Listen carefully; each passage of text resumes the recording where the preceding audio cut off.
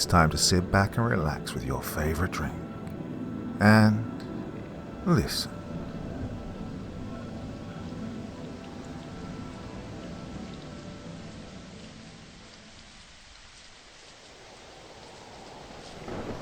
When it comes to my car, I have one rule and one rule only. No hitchhikers. Now, my car is everyone's car. Really, if the Good Samaritan had a car, I'd be in the Bible.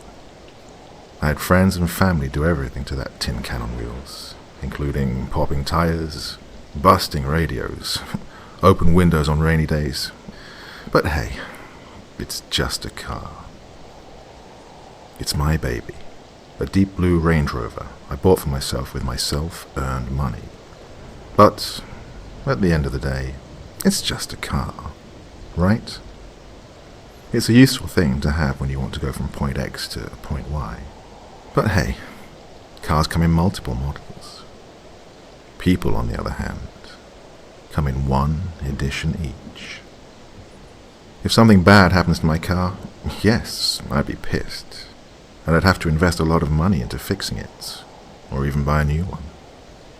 But if something bad happens to a person I care about, that cannot be fixed. Whether it's mental or physical damage, I don't care. If there are people in the mix, I'd much rather have my car minced to dust right before my eyes than put someone in harm's way. And this is exactly why I came up with this rule when people ask me if they can borrow my car. No hitchhikers. I don't care how harmless they look, just drive away. There are some sick fucks out there, and the worst thing is, they are masters of disguise. Why take the risk in the first place? What happens to strangers is none of your business. You can make random acts of kindness on your way out of the supermarket by giving the local homeless person an apple out of the 3 kilos you bought. Why confine yourself in a 2x2 meter space with a total stranger when you could just give them some coins or food? For Pete's sake, give them money for a subway ticket if there's really a place they need to get to. This way, you're both safe, and you can get home with a clean conscience. Do whatever, just please, no hitchhikers. Not in my car. It was late November, first snow of the year. It wasn't supposed to get dark until about 6:30, but it was only 5 p.m, and the sky's tones were getting more depressing by the minute. Winter is coming. I laughed at my wannabe Jon Snow impression, and ceased laughing as soon as I remembered that I used to watch Game of Thrones with my ex. That woman ruined so many shows for me. Julia dumped me half a year ago. She and I hadn't slept together in over 7 months before our relationship ended. I wasn't the one to blame here. I really gave it my all. Got myself a premium membership at the gym and everything. And whenever I tried to wine and dine her, she just played the tired card, just to hide the fact that the other man she was seeing had already wined and dined her that day, along with the other stuff I would have liked to do to her. I was thinking about my ex when I caught movement far ahead. Just a figure in the distance, imitating a half-working windmill to get any driver's attention. It was definitely not the first time I saw someone YMCAing me to pull over, but I never budged. No hitchhikers. People are monstrous creatures, and I'm not taking risks. I never even look in their direction. I don't need to know what their faces look like. Why would I do that? To see their mugs later on the national news, alongside a cringe-worthy title like Roadkill with Intent. No, thank you. Not me. I have enough shit going on as it is. I looked. She was young. If not a teenager, then in her early 20s. Or so I thought. She had long, beautiful legs, her black skinny jeans outlining that perfectly. She was wearing sneakers and, by the looks of her, she had walked quite a bit that day. Ooh, her feet must be freezing, I thought. The jacket she had on was also made of denim, and I own 2 of those, so I know they're way too thin for a snowy day. Funnily enough, even though her outfit exclaimed chilly summer night from all angles, she had a fur cap and gloves on. I couldn't see her face, but her long, light brown hair was falling on her shoulders from underneath the cap beautifully, and her gloves, Jesus, those gloves looked like oven mitts. Oven mitts! Like, how can anybody resist a beautiful girl wearing oven mitts? Before realizing that I was slowing the car down, her face was close enough for me to catch green eyes and a smile of relief. Was I about to pick up a hitchhiker? Scared for my life, I stepped on the gas like my life depended on it. Before she vanished out of my rear view mirror, I caught the sight of something else. Thinking that I was going to give her a ride, she took her backpack off and, bewildered, let it fall to her feet. Whew, that was one big-ass backpack. It looked twice her size and just as heavy. I could still see her mouth was agape before her outline blended in with the rest of the view I was leaving behind. You're such a stupid, paranoid idiot. Julie's words beamed from the inner side of my eardrums. It was her favorite thing to say. Yes, my dad likes you. Yes, I locked the door.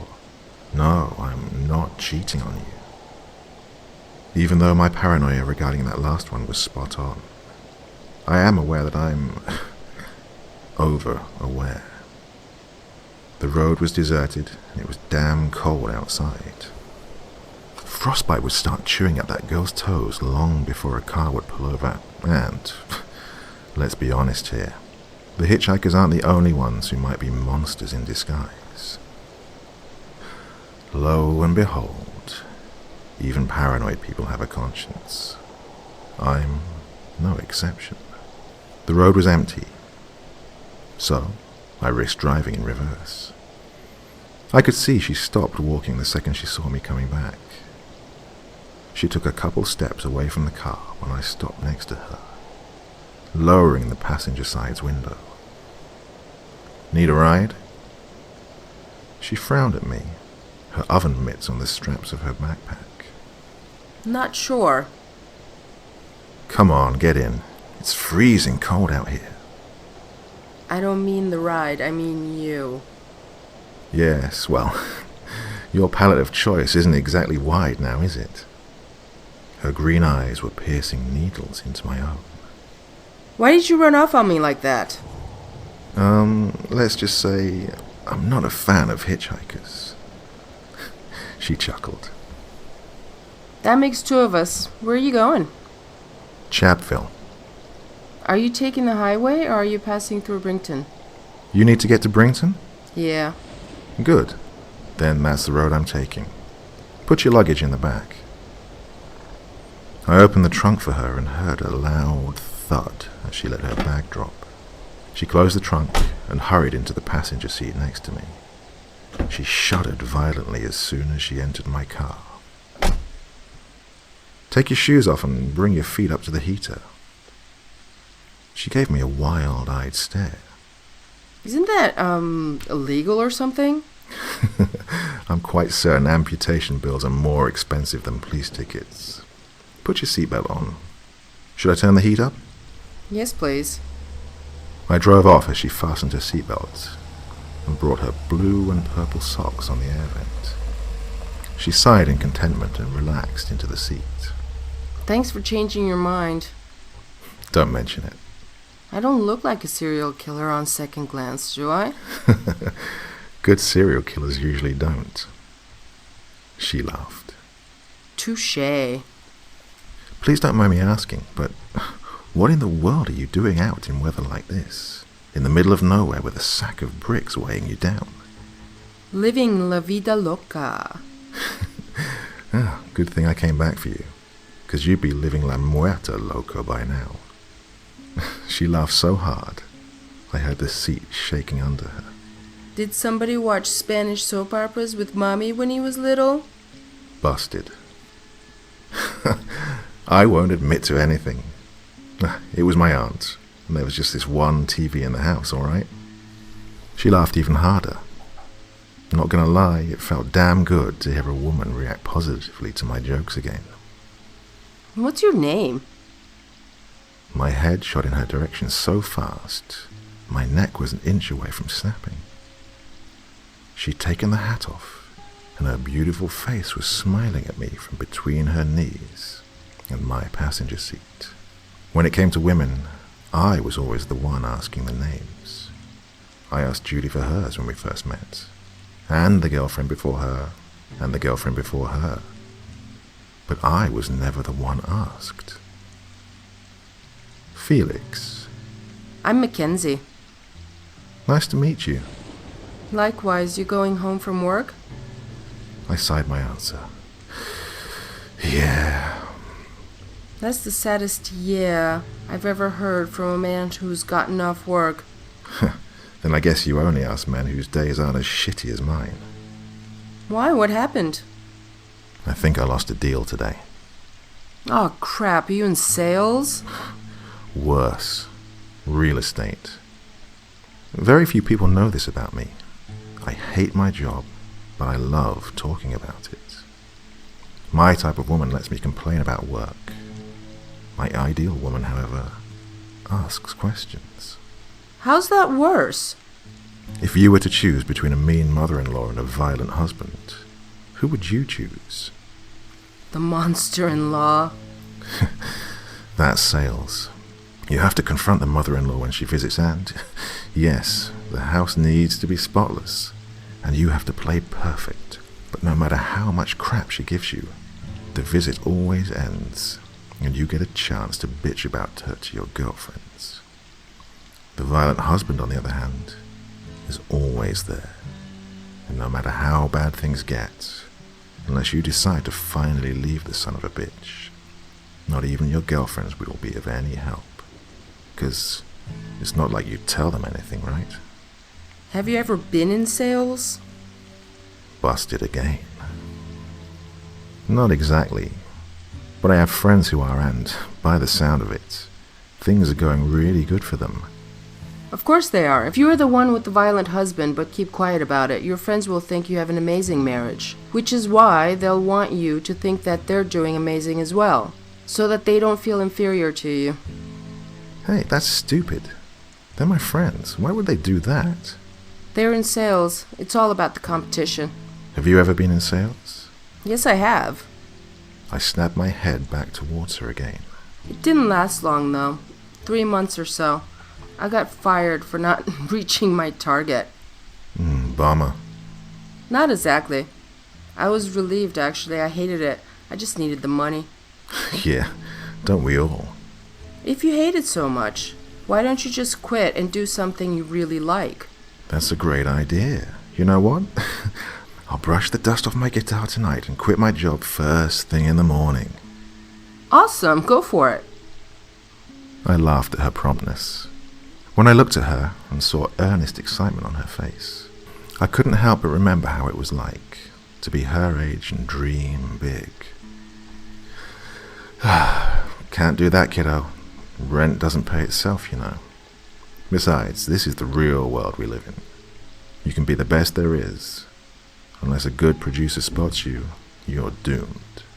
Then you'll just have to place yourself in the eyesight of a good producer. Easier said than done.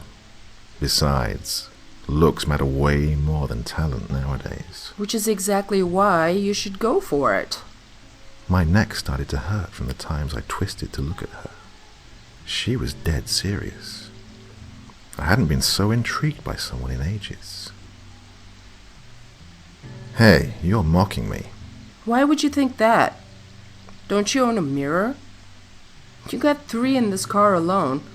4 if you count the sun visor. You could put them to good use. She winked at me. Aha, so you are a serial killer. She laughed again.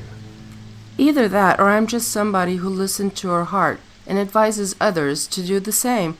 Okay, fine, you win. I'm curious. What's your story? She put her feet down. I don't have one yet, but I'm getting there. I'd rather hear what yours is. You seem like a smart girl, and I'm sure you've already painted a picture. Oh, come on, play along.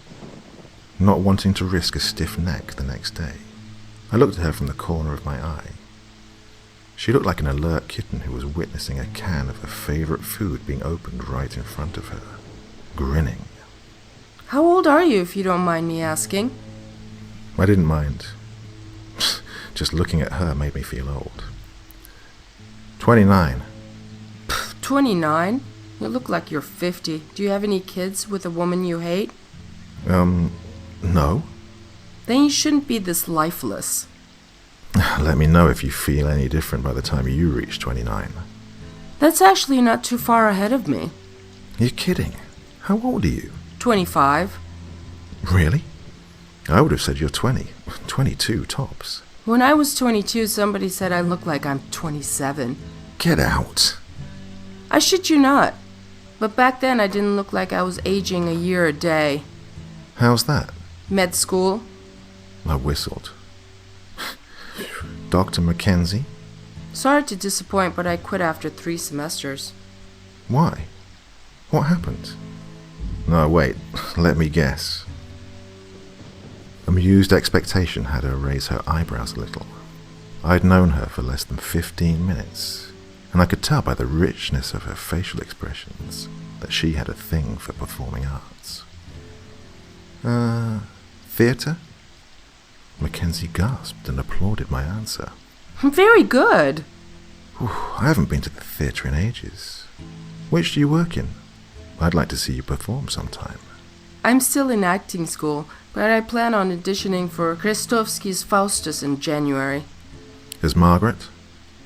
She paused for a couple of seconds, taking in the fact that I was decently cultured. Either her or Mephisto. You're kidding. You as Mephisto. What, you think I couldn't pull it off? She gave me a somehow seductive smirk. Yep, I was right about you. What do you mean? You really are a serial killer. She laughed again, and I couldn't help but notice that we were halfway to Brington. Why are you slowing down? I looked at the speedometer. She was right. I was slowing down. I don't have my winter tires on. The weather is ruthless, and I know some violent turns are coming up, so I don't want to... Liar. I looked at her, and this time, really looked at her. She was stunningly beautiful. Really, and I don't mean that CoverGirl makeup commercial beauty. I mean that fierce beauty. The one that's witty and clever, and likes to snap at the most trivial things, just to get into a fight to make the sex better. You're slowing down because you want to make this ride longer. Busted. Again. Can you blame me? I never picked up a hitchhiker before. My rides are never this interesting. I'm not complaining. I had goosebumps run up and down my arms. Last time I felt like this was when Julie finally decided to come in for wine after we'd had dinner at a fancy restaurant. It was our 5th date or so, and she was a little drunk. We didn't have sex because she fell asleep as soon as her head hit the pillow. We had sex the following morning, but how can I put this nicely? I was never a morning person. I think you're really cool, Felix. I really appreciate you giving me a lift. Don't mention it, Mackenzie. I'm happy I came back for you. Her hand crept on my knee. Her face was frozen, not throwing me glances to witness my reactions or anything. It was frozen, as if she'd done this to me numerous times before. She looked as if we were having dinner with two of her friends, and her hand on my knee was her claiming ownership of me in front of everybody. I liked her hand there. I didn't want it retrieved. "Can I ask you something?" Her answer was as silent as the turn of her head towards me. "Why are you carrying that big bag of bricks in weather like this?" She removed her hand from my leg. I didn't know it was going to get this cold. I was planning on walking home. "Where were you?" Her head snapped so suddenly in my direction, I heard her hair whip against the headrest. That's none of your business. She was right. "You're right, it isn't." Mackenzie sighed, and I drove for a couple of minutes in silence. I wanted to apologize, so that I could get to talk to her again, but I didn't know what I had to apologize for. Was I too intrusive? So was she. Why would I have to apologize for a feature we both had? Have you ever been cheated on? Her voice sounded like the welcome bell of a candy shop. Big, angry snowflakes were trying to get through to us, but the windshield was ruthless. I loosened the pressure on the acceleration pedal. Julie popped into my head. Even though we had so many good memories together, I always went back to her wearing that horrible mustard-colored sweatshirt, the one she wore when she dumped me for her trainer. Yeah. How did it make you feel? That's a stupid question. 30 seconds passed before I managed to get out of my head. "I'm sorry. That was rude of me." Don't be. You're right, it was a stupid question. This time, whether I liked it or not, I had to slow down, because the fog in front of me was turning from water to milk. I wanted to rip her head off. My hand was squeezing the gear shift so tightly, I thought it would crack. I was angry with Julie. I was angry at her lover, but most of all, I was angry with myself. I was angry with everyone. I heard a crescendo sigh coming from my right. Mackenzie's beautiful face from the side was outlined by a wet trail cutting from her cheek to her chin. Me too. She looked at me, and the world stopped. I too wanted to rip his head off. We drove in silence the rest of the way. As we saw the sign welcoming us to Brington, my travelling companion asked me to pull over and just leave her anywhere. But I wanted to drive her home instead. I insisted. First row to the right, then left, then the second building on the right, and I stopped the car. I knew picking up strangers is not for me. Look what happens. First time I do this and I made you cry. She laughed. It's good to cry. I can't afford a therapist, so... Her pretty face met mine with the most sincere smile she had given me yet. Thank you. I nodded. She reached for the handle. "So, how did you deal with it?" There was no need for her to ask what I was talking about. She knew. Well, you know what they say about urges. I was all ears. I can't say I'm a big fan of Nike, but they do have this one slogan that is really inspiring. Just do it? Aha! She reached for the handle again. And did you? Her smile was a sad one, but there was a very strong hint of satisfaction within it.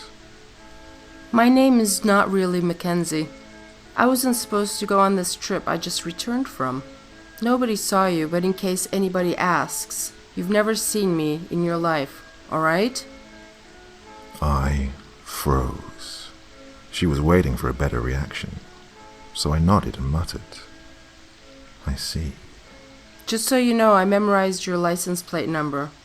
Please don't do anything I wouldn't want you to. On closer look, her eyes were too green. No eyes were ever that green. Wasn't planning on it, I told her. My heart was pounding in my throat. Thank you for the ride. Really. Don't mention it. She got out of my car, and as soon as she entered her building, the wig and the contacts came off before the gatekeeper got a chance to spot her.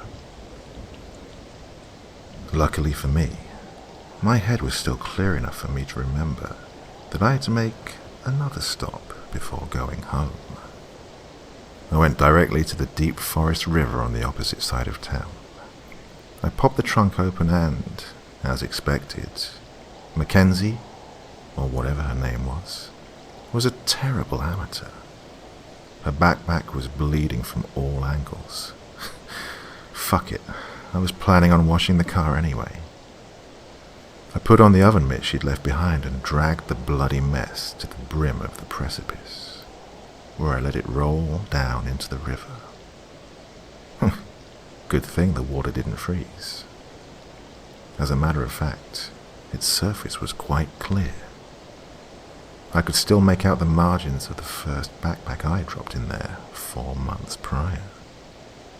I guess I could have told Mackenzie that Felix isn't my real name either, but I know where she lives now. Don't know for how long, but I'll make sure we'll meet again before she has a chance to leave town. If I'd known that picking up hitchhikers would be so entertaining, I would have started doing it years ago.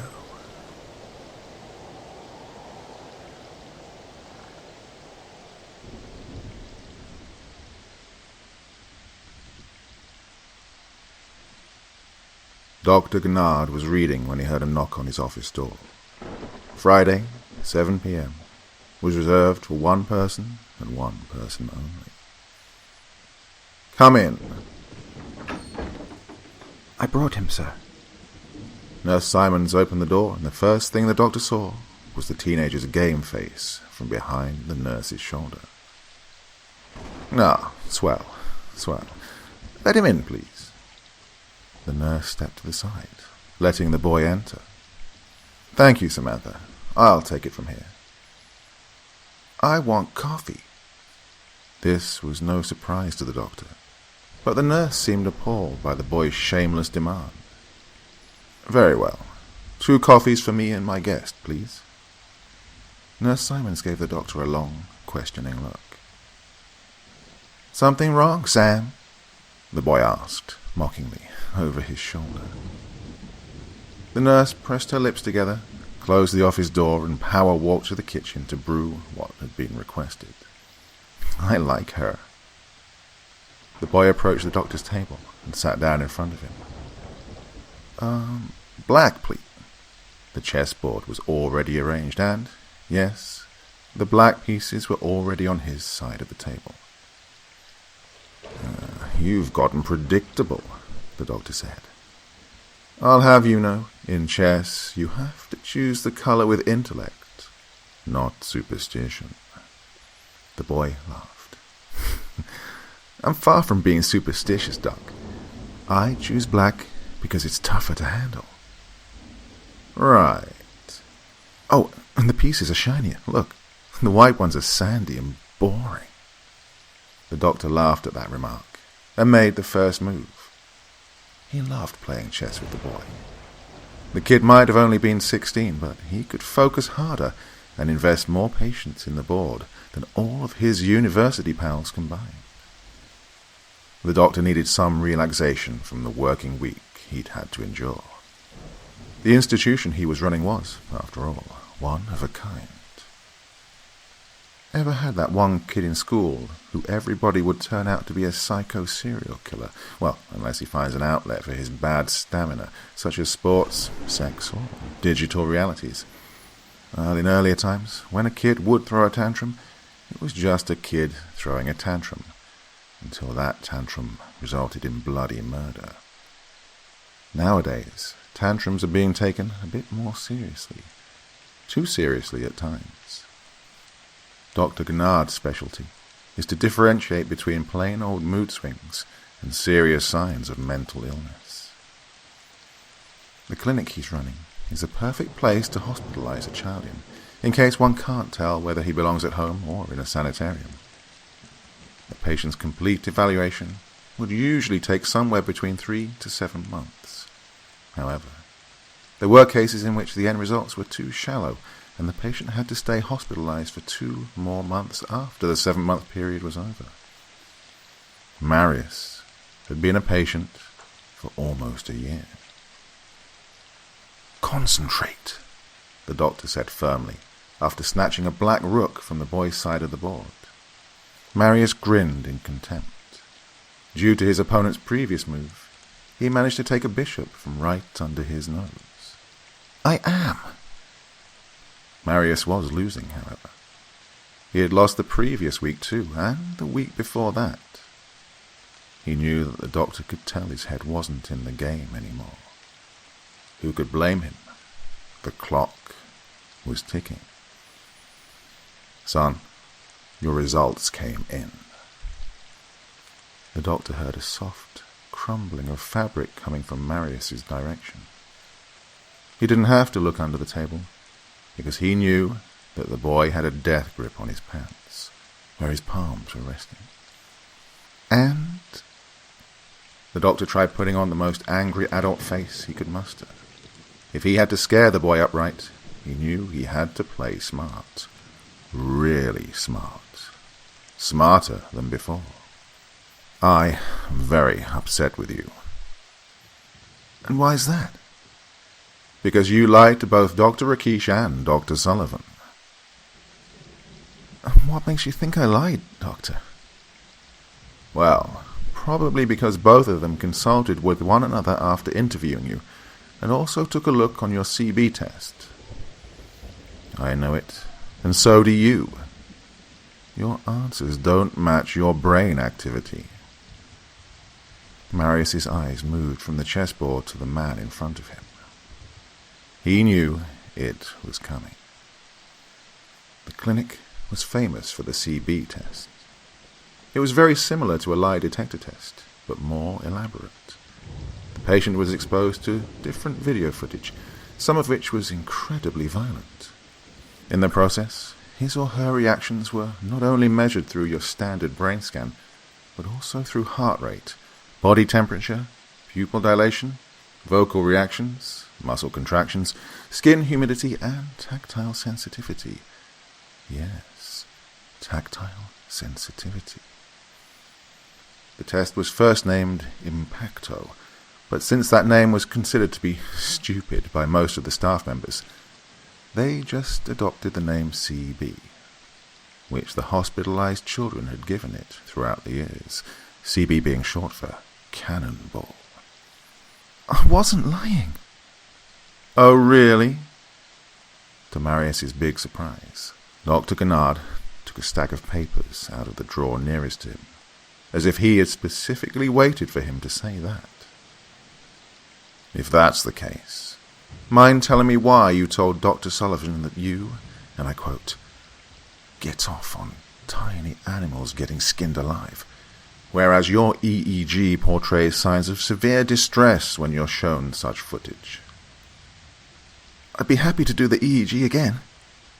"Yes, but the CB test isn't made out of just the brain scan, Marius. Your entire body was rigid with fear, and your face muscles were contorted in disgust all throughout the test." "Yeah, but..." "This was your 4th CB test these past 6 months. I've never had a patient who required more than 2. Reflects how messed up I am." Rakesh said you cried during the part with the kitten. "He's a piece of shit, and you should mind hiring more competent doctors." Dr. Gennard's fist met with his desk with an echoing slam, followed by merciless plops of chess pieces on the floor. "I'm done with you trying to take me for an idiot." Marius finally managed to get him angry. The boy knew this day would come eventually, and even though it came considerably later than it should have, he wasn't ready for it. I'm neither Rakesh nor am I Sullivan, so you better start explaining to me what this crap is all about. It's been a year, boy, a year! You've been here longer than some doctors I've employed, and it's high time we get to the bottom of your condition. What is there to explain? I'm ill. No, you're not. Yes, I am. Then why do all your psychological evaluations tell me you're the sanest, healthiest patient I've ever housed? Because your methods are outdated. I'm a sick and disgusting human being, and I deserve to be locked up forever. Marius broke. He brought his hands up to his face in shame, as tears violently spilled out of his enraged teenage eyes. Dr. Gennard watched him for half a minute, waiting for the boy to unload some of his demons, before dropping the bomb on him. Marius, I'm sending you home. No, Marius sobbed quietly. I'm sorry, son, but I have no choice. Yes, you do. Lock me up. Fucked in the head. I'll sign anything, just please. Don't make me go back there. Dr. Gennard considered his next move very carefully. He got up and around his table to crouch down next to Marius's seat, something he never did with a patient before. But he had gotten attached to the boy, and it infuriated him that no matter how many tests he took, no matter how many discussions he had with him, he never found anything out of the ordinary. Anything that would explain the child's paranoia. Listen to me, Marius. Look at me. Marius made an effort to keep tears from blurring his vision. You will be 18 in less than 14 months. You will be an adult, and you will be allowed to move out of your parents' house if you dislike it so much.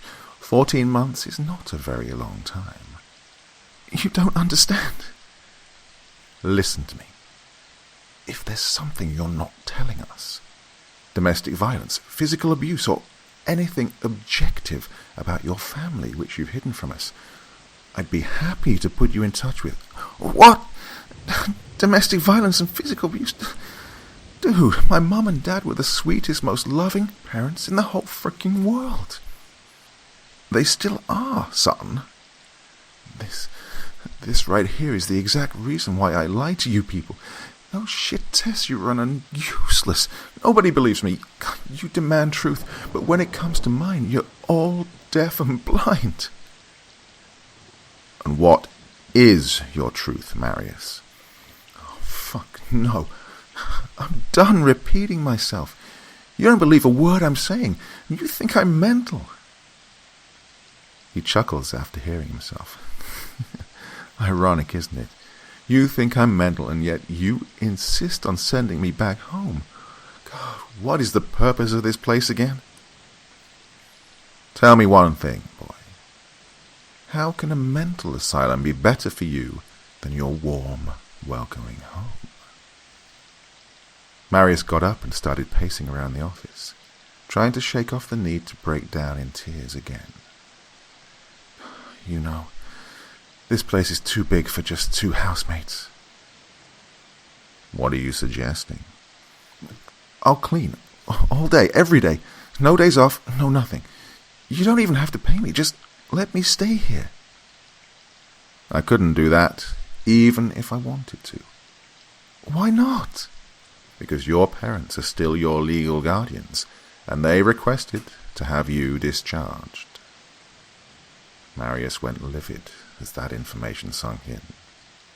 There it was, the ultimate resolve. He could cry all the rivers in the world. It would not prolong his stay this time. Didn't I already tell you, Doc? He stared the man in the eye, and even though Dr. Gennard had heard this hundreds of times before, it still sent shivers down his spine.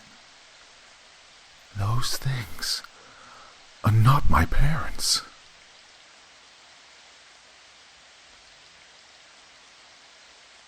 Rakesh always refused Gnard on his wine offers, until tonight. Sullivan was already pouring his second glass, and the three doctors hadn't even begun to discuss why they were having their Saturday evening meeting on a Thursday afternoon. Gentlemen, I'm running out of ideas. Gnard's exhausted forehead greeted the expecting palm of his hand. Sullivan and Rakesh sunk on their heads in agreement, taking several minutes to think of a smart way to break the silence. Wouldn't it be a good idea, Sullivan attempted, to try the hypnosis again? Definitely not. We tried it, and he had the worst panic attack I've ever seen. I agree with Barvin, Gnard said gravely. Not going to lie, I did consider it for a while, but it's too risky. We're trying to make his traumas go away, not get worse. Precisely. Besides, hypnosis has never worked on patients with capgras before. Sullivan emptied his glass, reaching for the bottle to pour another. I still don't agree with that diagnosis, Barv. The capgras syndrome prevents people from recognizing loved ones because they can't connect their faces to the feelings they're supposed to have for them. Which is precisely Marius's case. Wrong. We showed Marius pictures of his family from back when he was little. He has nothing but love for his parents and sisters. Remember the joy on that boy's face when we asked him to tell us about the day he got lucky for his 10th birthday? We even have the proper CT and EEG to prove it. Capgras patients are exactly the same. You're wrong. Capgras patients can't recall feelings. They suffer from a disconnection on a cognitive level. And you mean Marius doesn't? He's saying his entire family was murdered and replaced by doppelgangers, for Christ's sake. You show me one Capgras case, one in which the patient tells his story with absolutely no gaps in it. Just one case, Barvin, and I'm putting your name in my will. If you'll leave me both the mansion and the lady, I'd be more than happy to research with you, John. Don't bother. Gnard's voice sounded like something from the other side of a tombstone. The two doctors looked at him, waiting in vain for him to lift his head out of his hand. I search for a Capgras case that comes close to Marius's. The doctor removed the hand from his heavy skull and reached for his bottom desk drawer. He retracted a rather big stack of papers and threw it on the table, missing the wine glasses by just a few millimeters. Almost 200 typewritten pages landed in front of Rakesh and Sullivan. For the first time in my career, I got nothing. Whoa, you've written quite a bit for someone who's got nothing, Sullivan remarked. The Curious Case of Marius Krepp. Sounds like a creepypasta if you ask me. Are you mocking me, Donovan? Sullivan jerked in his seat. Dr. Gnard's eyes revealed the fury of a desperate man, not necessarily pointed at him, but irritable nonetheless. All gibberish. I thought I was on to something when Marius said he doesn't remember how the dog was killed. Capgras patients don't have explanations for how doppelgangers replace their loved ones. But Marius, as you both know, that boy has an entire story behind it. Rakesh and Sullivan pressed their lips together and nodded. Yeah, but you say he doesn't remember how the dog was killed? Yes, because while that happened, he was tied in the basement and was forced to watch someone or something making a copy of his mother. What happened to the mother afterwards again? She turned to water. Can't we blame his passion for horror literature on his wild imagination? Hardly.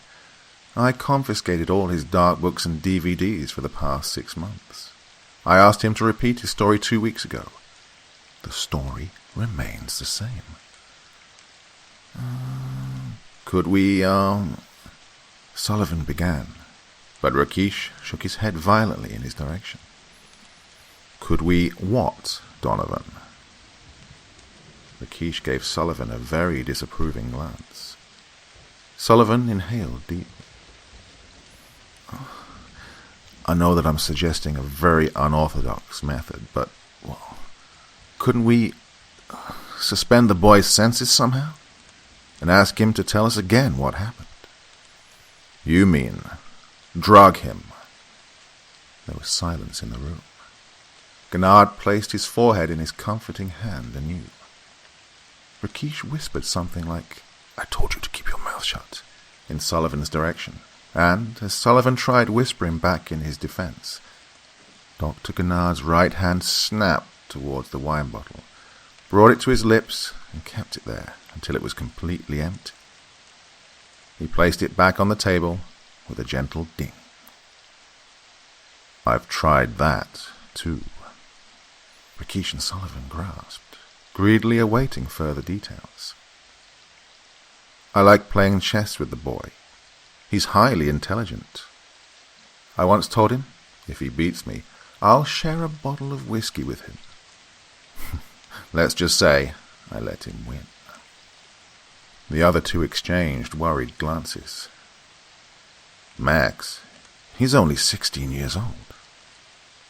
"Oh, Donovan, you just suggested I drug the boy, and now that I beat you to the punch, you want to go Mr. Conscience on me. I thought you hated hypocrites." Sullivan twitched. "I'm sorry." Gennard shook his head apologetically. "Please don't take it to heart. It's just, well, I'm desperate." Sullivan nodded, and Rakesh reached out his arm to place it on Gennard's shoulder. "How did it go?" he asked. "Look at the dark circles under my eyes. What do you think?" "No breakthrough, huh?" "Nothing. I found out he read one of his mother's Sandra Brown novels and liked it. That Barker is the horror master, not king. That he hates Crystal Andrews for telling the entire class he's a bad kisser. But, well, what he had to say about the night of the 28th of May, 2016, was no news to me. The story stays exactly the same." This time Rakesh looked distressed. "What else did you try?" It was Sullivan's turn to whisper disapprovingly. "Pot." Rakesh and Sullivan's eyes widened. "Oh, come on, boys. We're doctors. We all know the good it can do. Well, in limited amounts, of course." The two mumbled approvals. "Still nothing?" "Nothing. And what worries me most is that I actually feel that I've earned his complete trust. He likes me.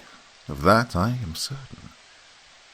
Judge me if you must, dear friends, but I came to the conclusion that this boy is no liar. Nobody said he is, Max. He's simply ill. We just need to find the cure for his illness." Gennard looked at his knuckles. Bones were protruding more than usual. He had lost weight. "Do we?" To the other's surprise, Dr. Gennard placed another bottle of wine on the table. He took his time opening it and spoke after he'd managed to fill all 3 glasses and place the bottle back where he took it from. "I say, we look upon the matter from a different perspective." "And which might that be?" Gennard stared at his glass, admiring the deep, rich color of his liquid ease. Hypothetically speaking." He looked at his partners, and his deep blue eyes told them everything they needed to hear. Sullivan and Rakesh suddenly feared for their boss's sake. "Marius told us the truth." The silence that followed was tense. Gennard thought his partners were as open-minded as he was, but they were no fans of David Hume, nor were they as long in the field to truly be able to tell the difference between an ill person and a healthy one. Marius's mind was a healthy one. Of that much he was certain. "The truth is objective, you know," Rakesh said timidly. "I disagree." "We know you do," Sullivan interfered. "You bring yourself to the patient's level, and that's exactly why you're a good doctor. And also why I'm a bad one, right?" No, that's not what I... God, they don't understand him, Gennard thought to himself. "Max, I think you need to take a break from this case for a while." Gennard had to bite his tongue down, not to bark at Rakesh to mind his own business. "I don't think I need to." Rakesh and Sullivan both knew what that statement meant. They let out a silent sigh of relief. "I plan on sending the boy home." Now, from a clinical point of view, it was a very bad decision, seeing how the boy's condition didn't get any better in the past year, but the doctors were running out of books to read, and Marius was a thorn in their intellect. Medically speaking, the boy's mental health was obvious, which means he was probably just seeking attention. Healthy or not, the entire staff wanted to get rid of him. All except one, that is. "I'm meeting the parents tomorrow morning. I'll try explaining the verdict, and I'll decide where to go from there. But if all goes well, Marius will be out of here by Saturday afternoon." Rakesh and Sullivan finished their glasses with subtle smiles on their faces, and for the first time in over 2 decades, Dr. Gennard regretted ever hiring them.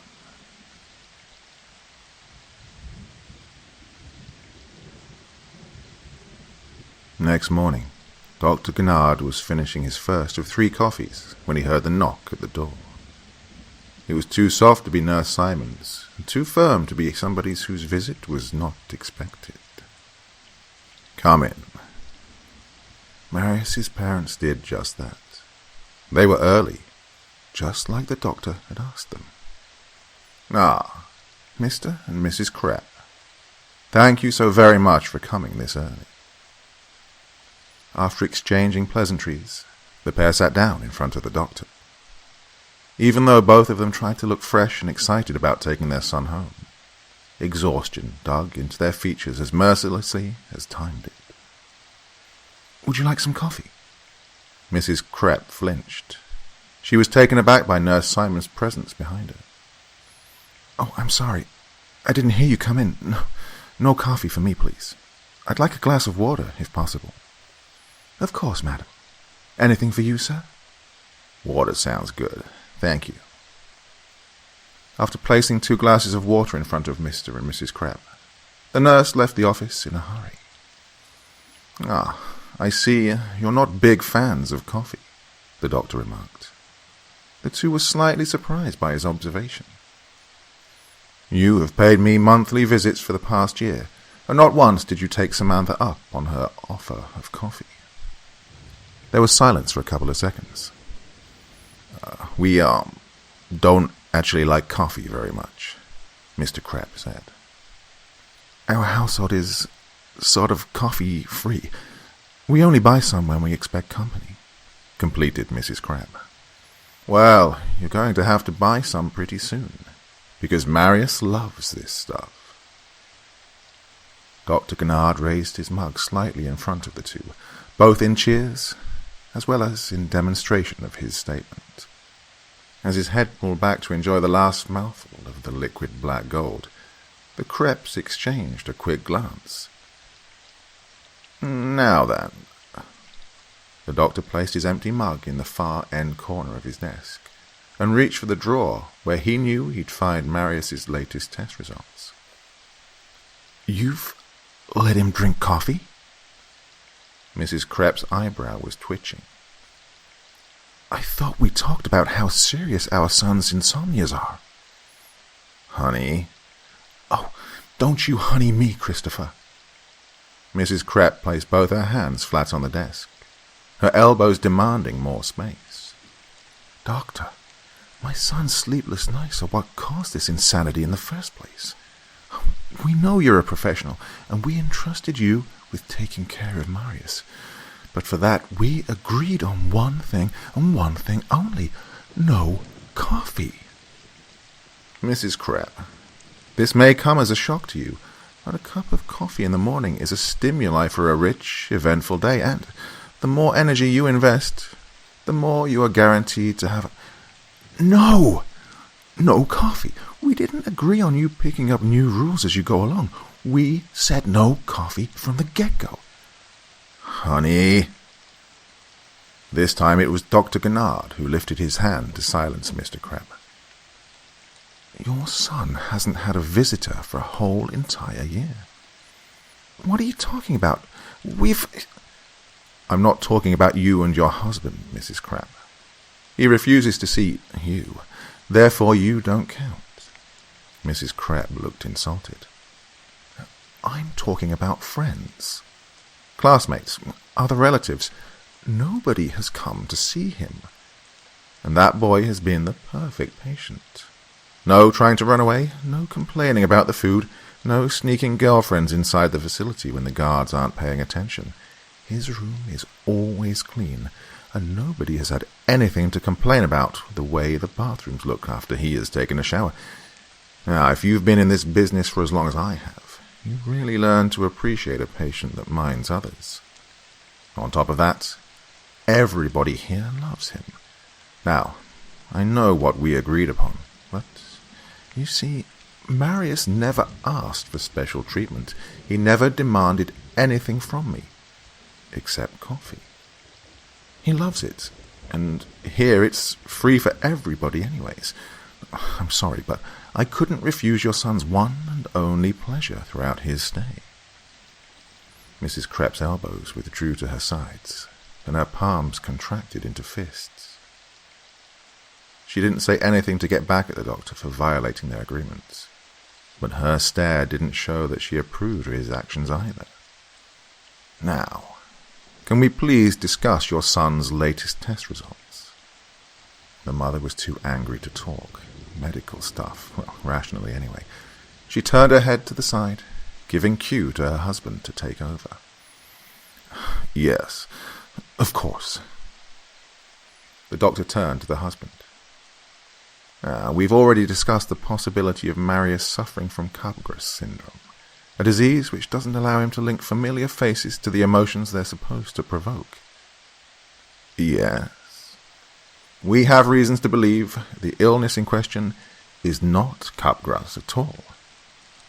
What are you trying to say? You see, Capgras is a psychiatric delusion that derives from paranoid schizophrenia. Well, except for the belief that you two have been replaced by unearthly imposters, Marius shows no signs of mental instability whatsoever. Mrs. Krepp laughed dryly. Replaced by unearthly imposters? Okay, ridiculous. Honey, please. Oh, give me a break, Christopher. Tell me, Doctor, if our son would have told you he saw Santa Claus on a cold August night, would you have laughed in his face or told us he needs psychological evaluation?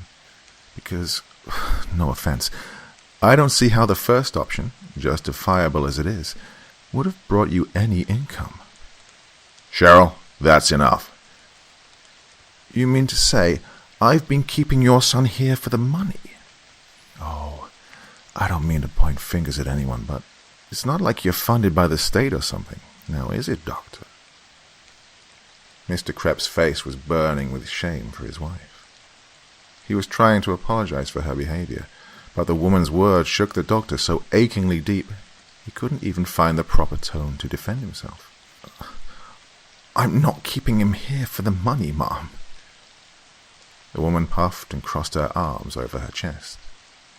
Dr. Gennard was struggling to come up with an appropriate way of telling her that he'd grown fond of the boy, and that the reason he still kept him in the clinic was that he was genuinely worried for both Marius as well as the rest of the family's sake. There was a minute of silence as Dr. Gennard mentally evaluated if telling Marius's parents the recent test results would be of any use. He decided, spontaneously, he wanted the two of them out of his office, so he cut straight to the chase. From a clinical's perspective, your son is as healthy as can be. Mr. Krepp shifted in his seat. I'll sign his release tomorrow. Why not today? Mrs. Krepp was making eye contact again. We're here. The car's outside. It makes no sense to me why we'd postpone this for tomorrow. But I do. He's been, by far, my most favorite patient in years. I need to explain this to him properly. It's a sudden decision either way. I don't want to make things worse for him than they need to be. What in the world are you talking about? We're his parents. We're the ones who brought him to you in the first place. Outbursts like this one is why the doctor never considered marriage. Mr. Krepp took his spouse's hand in his own. Are you sure we'll be able to pick him up tomorrow? If he needs another week or so to settle with the thought, we'll be more than happy to wait. Mrs. Krepp was on the verge of dismissing that possibility, but one look from her husband reminded her who was wearing the pants in this family. No, I already told Marius he'll be going home this Saturday. I think him going home tomorrow is for the best. We don't want to give him too much time, for he might just use it to plan something none of us would wish for. The couple understood what the doctor was going to say. Is that all right? They both nodded. By the time Mr. Krepp got up to shake the doctor's hand, Mrs. Krepp was already out of the office. Please excuse my wife's behavior, Doctor. She's still upset because of the coffee situation. I understand. I'm truly sorry if I violated her trust, but the boy really loves his daily cup of joe. Yeah, I know. Takes after his good old dad. Mr. Krepp shrugged. There's nothing I can do, Doc. My wife's a nutritionist. She knows this stuff better than me. She usually says nothing when our daughters empty the cookie jar in one go, but caffeine is a complete no-go. Bone crusher is what she calls it. The doctor frowned. Even green tea? For a second, Mr. Krepp seemed to be at a loss for words. Yeah. That's odd. I never heard of a nutritionist banning green tea before. It's full of antioxidants. Well, so is fruit. The doctor tried not to show that Mr. Krepp's remark bothered him somewhat. Indeed, he said, smiling at him with almost no laugh lines to show. Mr. Krepp smiled back and assured him they'd come back the following day around 10 a.m. to take his son home. The doctor nodded in agreement and watched him leave his office. Gennard turned to the window behind his desk and watched as Nurse Simon's translucent form opened the door timidly. 2 big cups of coffee, darling. I'll have mine with almond milk and a tablespoon of honey. The nurse nodded. Shall I get Marius to come see you? There's no need for you to do that. Marius is here. Marius's hand crept from behind the doctor's chair in the far end corner of the office. The boy revealed himself, scaring the nurse half to death, even though the doctor warned her about his presence mere seconds prior. I'll have mine black, Sam. Thanks. The lady nodded and left to bring the coffee. She sometimes wondered whether Dr. Gennard's therapy methods were genius, or were they just straight up insane.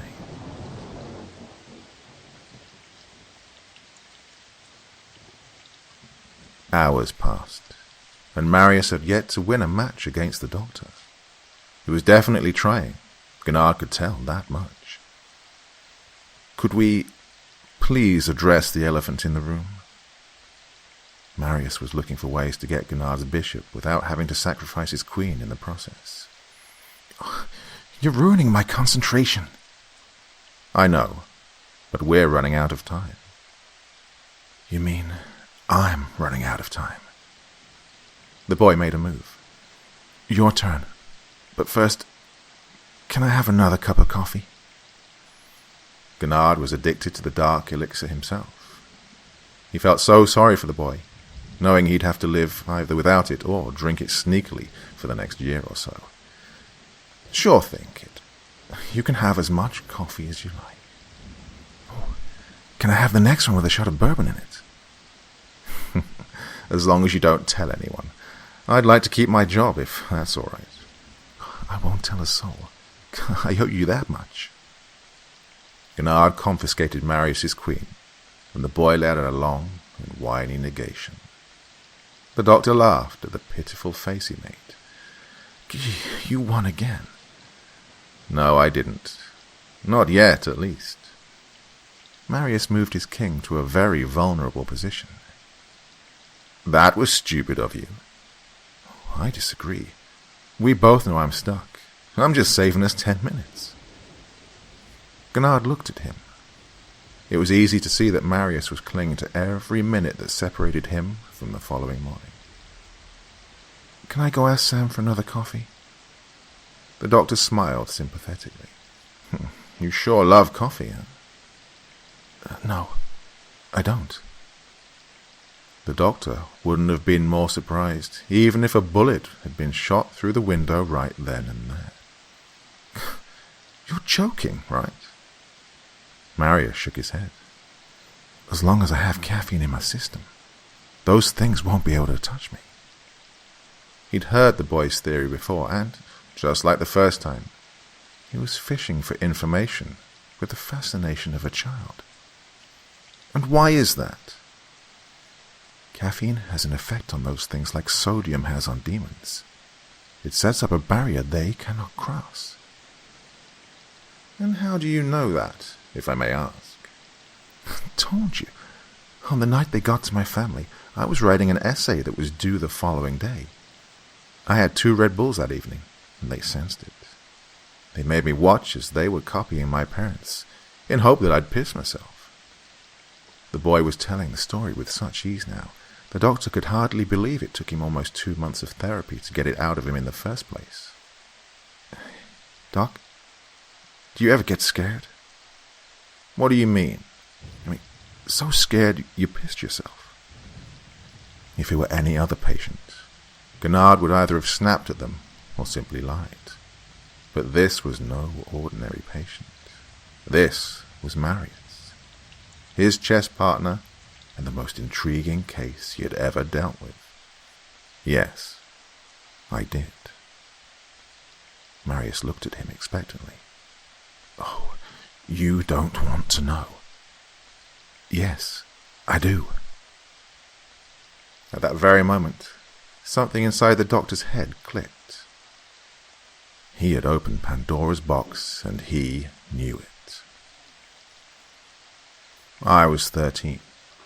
I woke up unusually late that morning and, on my way to school, I saw 3 of my classmates torturing a stray dog in the park next to the school premises. It was too early for the streets to be crowded, and way too late for me to get to class on time. I'd never been the heroic type, but I've always been an animal lover.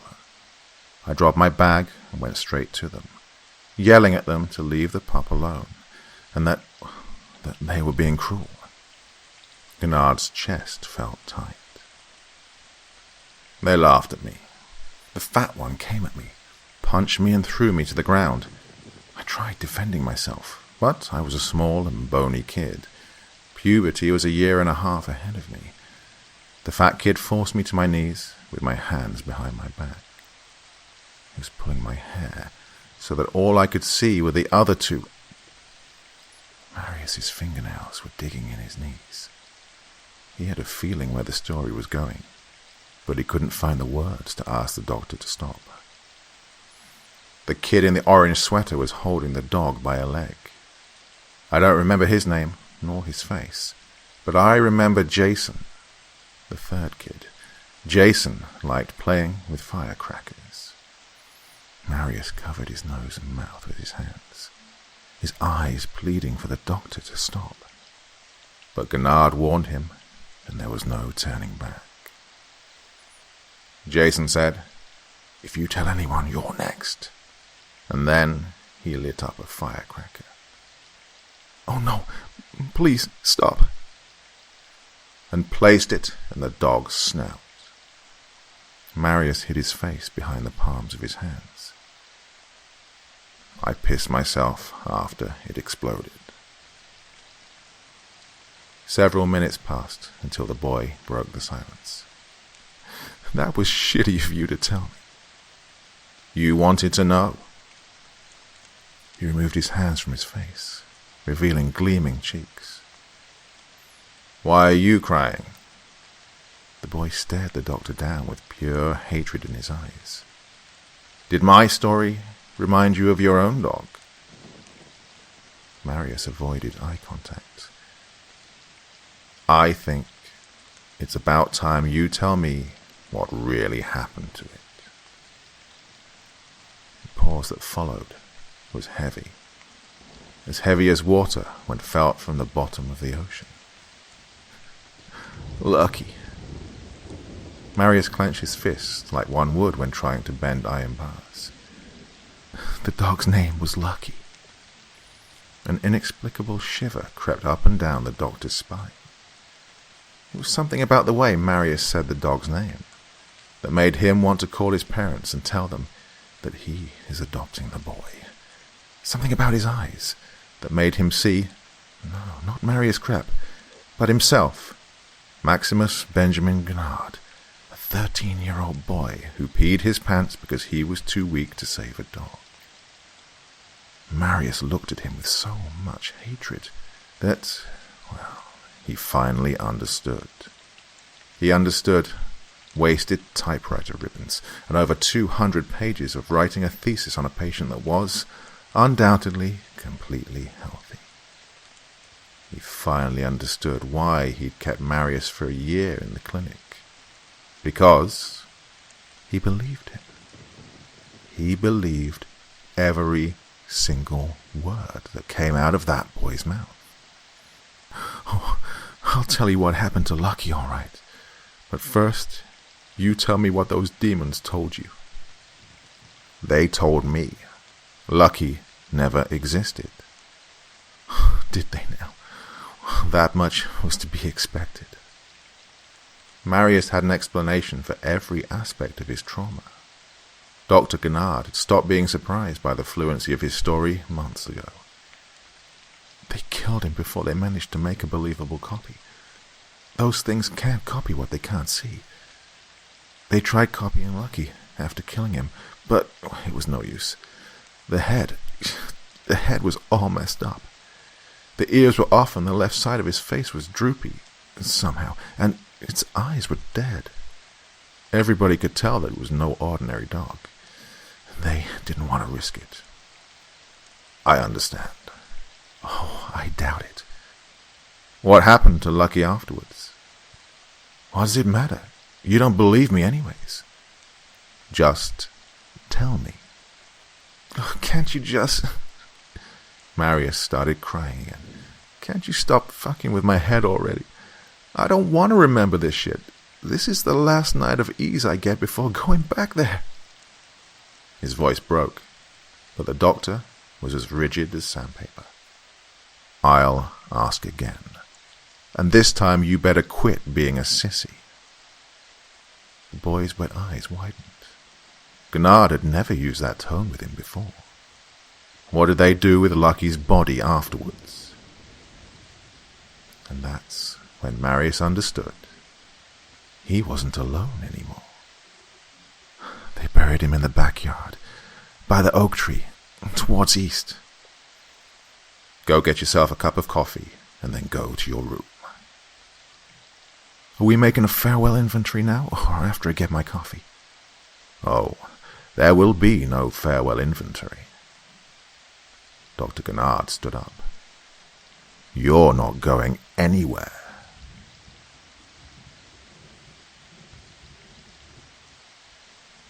He drank coffee after coffee and Red Bull after Red Bull.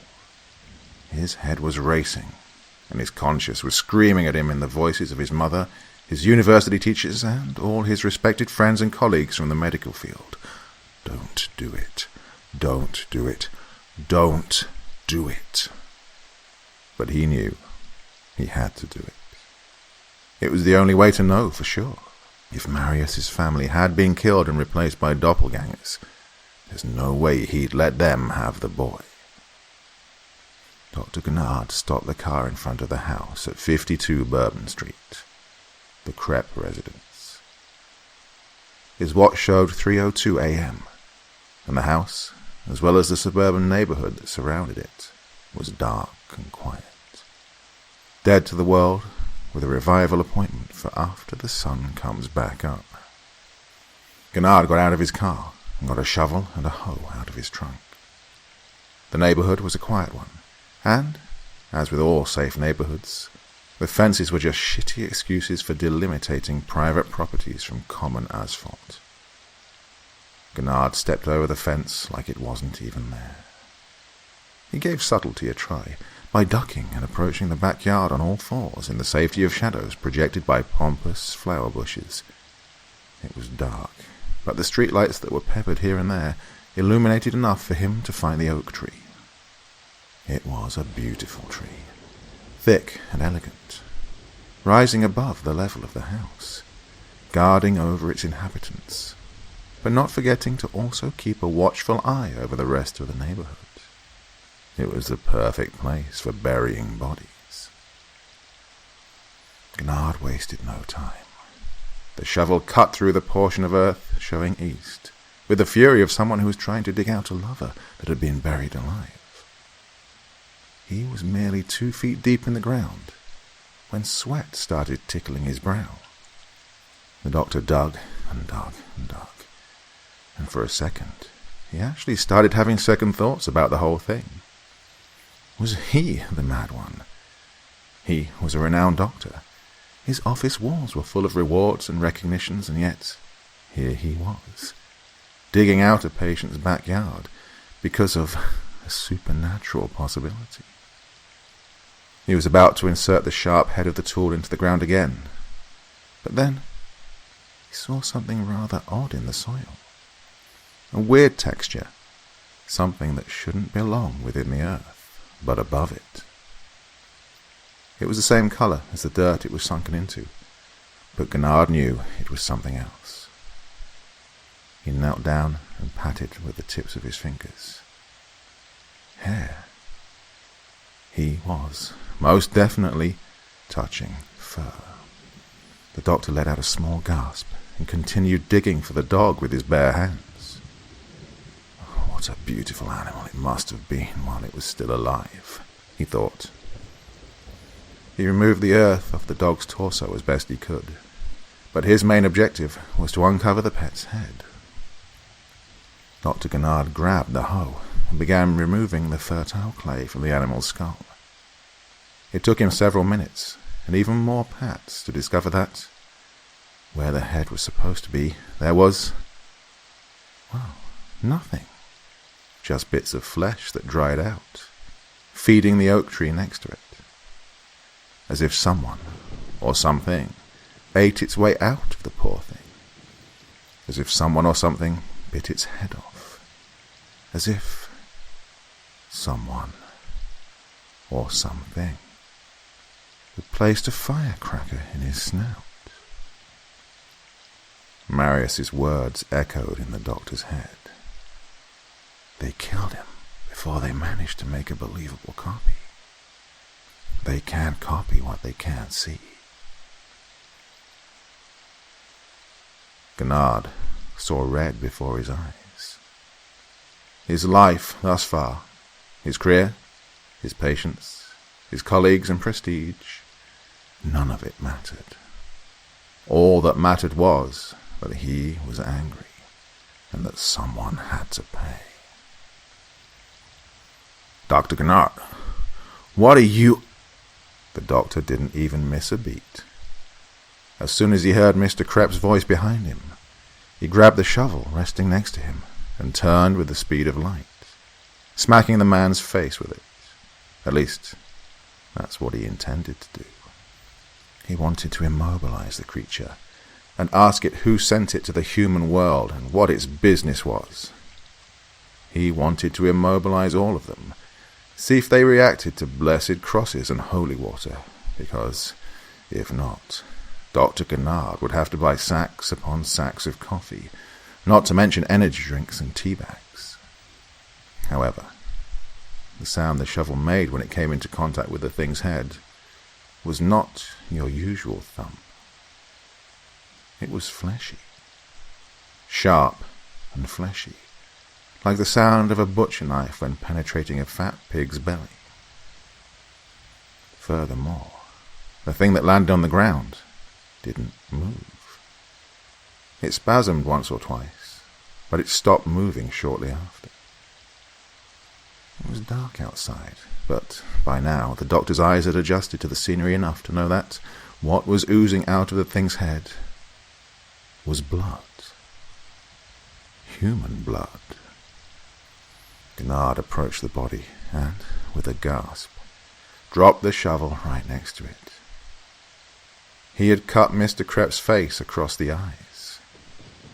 The left eye was still stuck in the shovel's blade, white and full of veins, with a long, red, interrupted connection to a vital part of a very human brain. If these creatures could only copy what they could see, how would they know what the back of a human eye looks like? God, no. What have I done? He heard 2 women screaming and a little girl crying. He heard Mrs. Krepp yelling to her oldest daughter to get her sister and lock themselves in the bedroom. The woman was screaming at the dispatcher to send somebody straight away, because her son's psychologist had just gone psycho himself. Time stopped for the doctor. He stared at Mr. Krepp's corpse and the shovel resting next to him, thinking what he could possibly do to reverse the whole encounter. He stared at the corpse, with tears running down his face, muttering words of apology. He only moved from the spot when 4 police officers pulled their guns on him, demanding of him to raise his hands up. He couldn't see them, neither could he hear them. Seeing that their orders were falling upon a mind that had shut itself down, 2 police officers tackled and cuffed him, dragging his defenseless form towards the car. Gennard felt nothing. His head was back in the psychiatric clinic, where he was replaying every discussion he'd ever had with Krepp's son, suddenly finding the biggest and most obvious gap in the boy's story. He had asked Marius numerous times why his parents would want to hospitalize him if they were actually out to get him. His answer was prompt and precise. "These things want to fit in," he said. "They want to blend in with us humans, learn our ways and habits. They hospitalized me because I was being hysterical and the neighbors heard me. They hospitalized me because it was the proper human thing to do." How would they know what a proper human would do in that situation, if the things could only copy what they could see? Maximus Benjamin Gennard had nothing to say in his defense. Not even his lawyer could be of any help. The good man tried desperately to convince Gennard to bejewel his side of the story with a pitiful read-it of the stray dog and firecracker event from his childhood. Gennard didn't budge. By the time the trial was over, Gennard had his attorney tearing his hair out. "I'm as guilty as the worst of them," he said. "I'm a sad excuse for a human being, and a disgrace to my profession. No punishment would be severe enough, Your Honor." And the judge agreed with him. Trespassing, violating private property, and first-degree murder. Dr. Gennard was on his way to a place where the thought of freedom was just as fantastic as the plot of a sci-fi novel.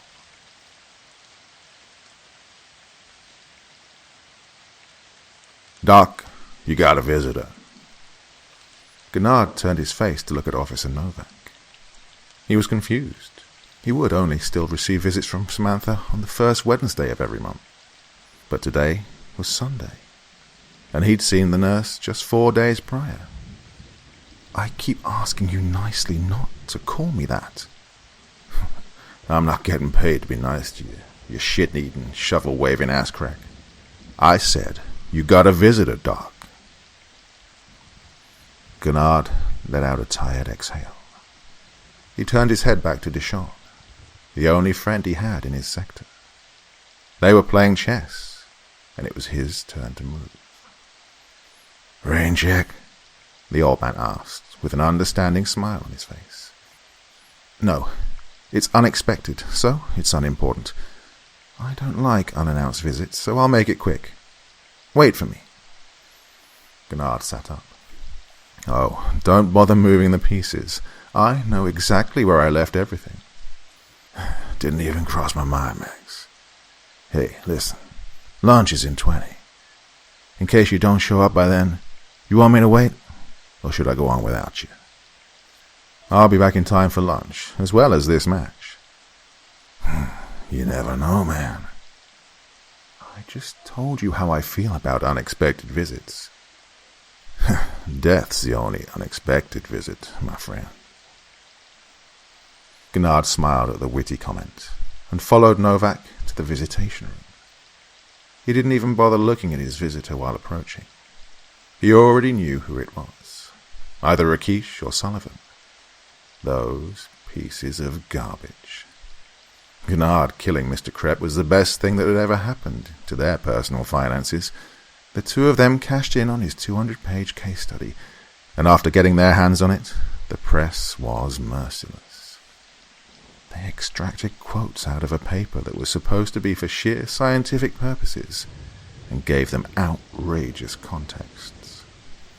According to the media, Dr. Gennard had planned to kill Mr. Krepp all along, because he was somehow infatuated with Marius, and wanted him to become his own son.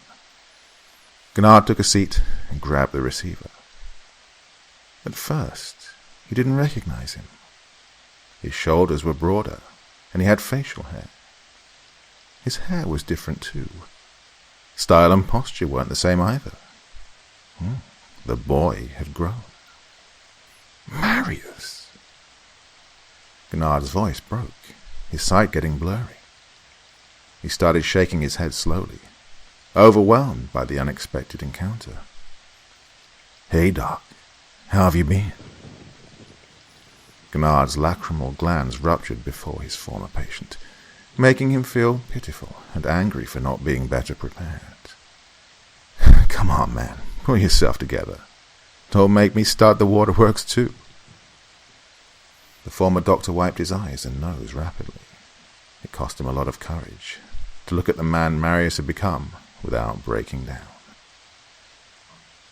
He knew the boy hadn't come to shove reproaches down his throat. Oh, didn't seem like it anyway. "I'm sorry. It's okay." "No, dear boy, it's not okay. I'm truly sorry from the very bottom of my heart for everything." Marius shook his head and raised a hand for him to stop. "Hey, I'm the one who's sorry. You're in here because of me." "Nonsense. Please, Doc, just let me say what I came here to say." Gennard was shaking. He doubted he had enough self-control to hear the boy out. He didn't want to hear Marius blaming himself for what he had done to his father. He wasn't worthy of the boy's forgiveness, let alone understanding. "Oh, I should have come to see you a long time ago, but I was so ashamed." The former doctor was sobbing with the yearning of an abandoned child. "If it weren't you, it would have been me. Oh, I was really out of it." "No, son. You were confused, and it was my job to make you well again. But I failed." "No, you didn't. Look at me. I'm better than ever. Marius smiled a little to himself. "I got into med school last year. Wasn't easy, but I'm in. I'm all about human anatomy and the aging process now. I've been wanting to tell you this for quite a while." The former doctor's bottom lip quivered. "That's great, Marius. Congratulations." Oh, thank you. I've also gotten a dog. Named him Lucky. Gennard's face paled instantly. Marius laughed. Kidding. Gosh, you're easy. Something in the air had shifted. It was a strange, tingling sensation.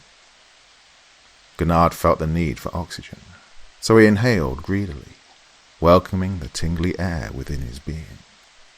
His insides, however, didn't take it as well as usual.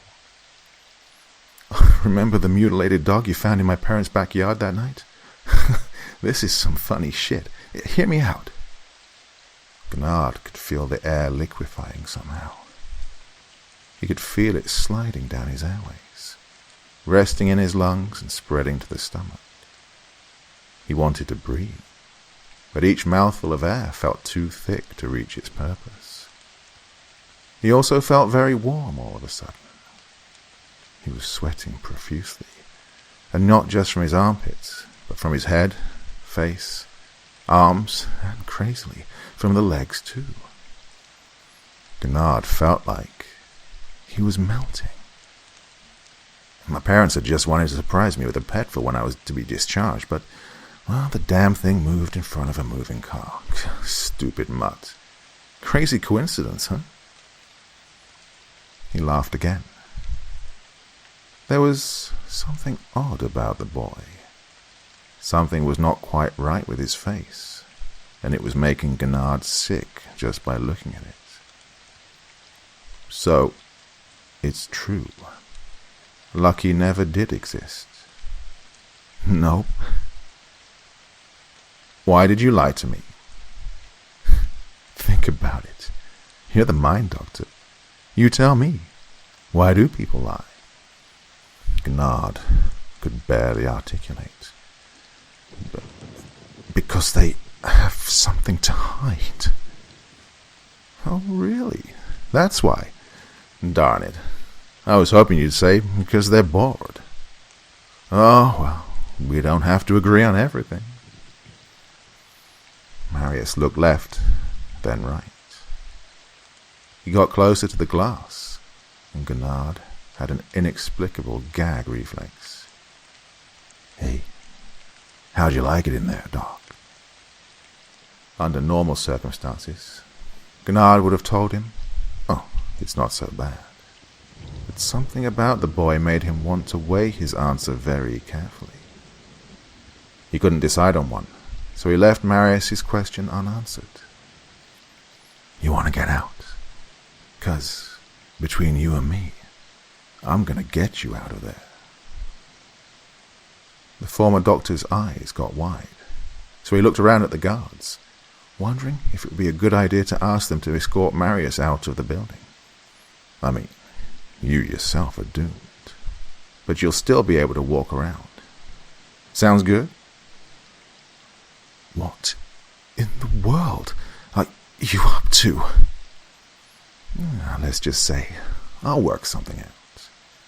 Marius, thank you for coming to see me, but I really think you should go. Don't worry. I don't plan on making you even more uncomfortable than I already have. Marius got up, still holding the receiver, and hunched down, as if his proximity could make Gennard hear him better. You want to know why I really came to see you, though? Gennard felt like he was boiling, but no one else could see it, not the guards, nor the other inmates. The one person who was enjoying the show of his suffering was his former favorite patient. As I said, I really like you, Doc. Besides, I can't copy what I can't see.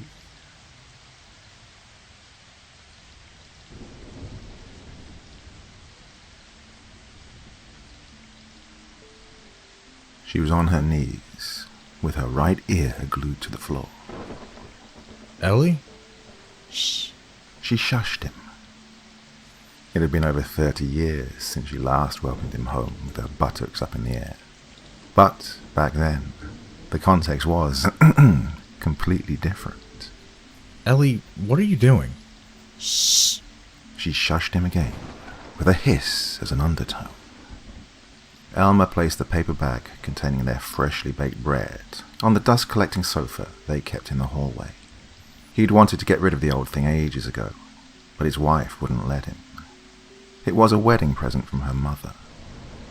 He slowly approached the living room, where his wife was bent and crumbled, looking like she spontaneously wanted to pray, but, instead, had got a cramp.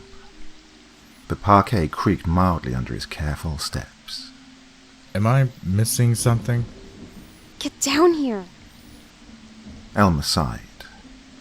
Neither his age nor his body mass would appreciate what he was about to do. He knelt down next to his wife and tried lowering his face to hers, to see her better. Lower. No, her hair wasn't stuck in between the floorboards. He ran out of ideas. Elmer sighed again as his hands eased the side of his head to the cold, hard wood. Ellie's face, pale as a ghost, didn't even begin to cover it. Don't you hear it? She hadn't whispered to him in years. The last time she whispered to him was almost a decade prior, when their oldest son came to visit in the middle of the night, and Ellie thought that someone had broken into their house. He liked hearing her whisper. It was a nice change from the constant nagging and complaining. Hear what? There might have been a bug stuck under there somewhere, but Elmer had a hunch his wife was whispering about something else. There was panic in her freckled hands, panic in her dilated pupils. My name! Can't you hear it? It's calling my name! At first, I wasn't sure, but now I'm sure. Can't you hear it? Listen closely. Elmer stared at his white-haired spouse, dumbfounded. Unless Ellie's name was deaf static, he was quite sure he couldn't hear anything. I don't hear anything. Shh! Listen! Listen! Nothing. Did you hear it? Hear what? Eliza. It's echoey. Eliza. Like from the bottom of a well. Elmer's hands helped his torso up again. I don't hear anything. With close to inhumane effort, the old man got up and offered a helping hand to his life partner. Eliza. Ellie, I got the bread. We can have breakfast now. There's something calling your wife from under the floor, and all you can think about is stuffing your fat gut? So much for the whispering. It was nice while it lasted, Elmer thought. I'll go set the table. He loved her. He really did. But sometimes he had these doubts. Elmer was already in the kitchen when Ellie called him back in the living room to give her a hand with getting up.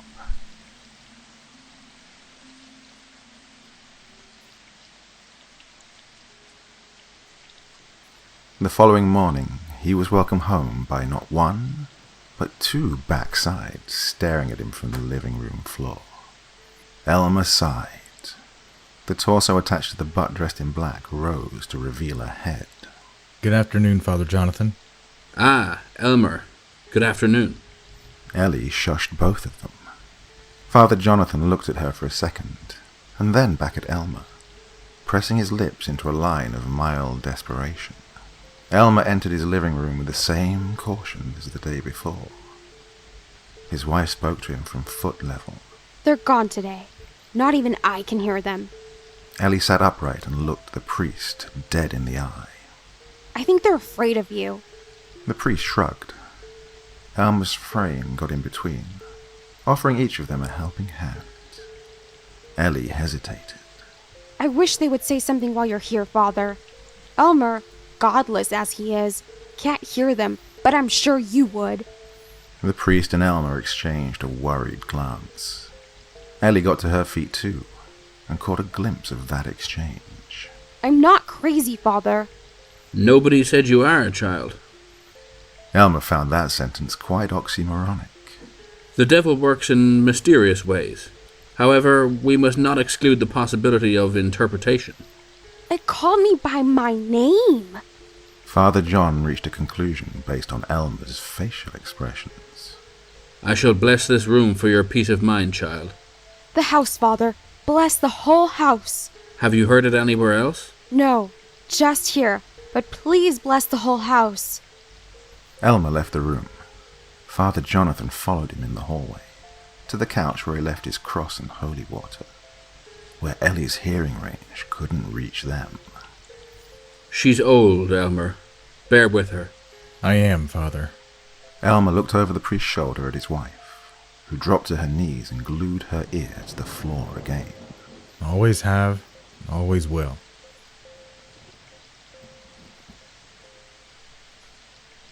Catherine called this morning. Elmer frowned and let his knife and fork drop on his half-empty plate. And you didn't call me why?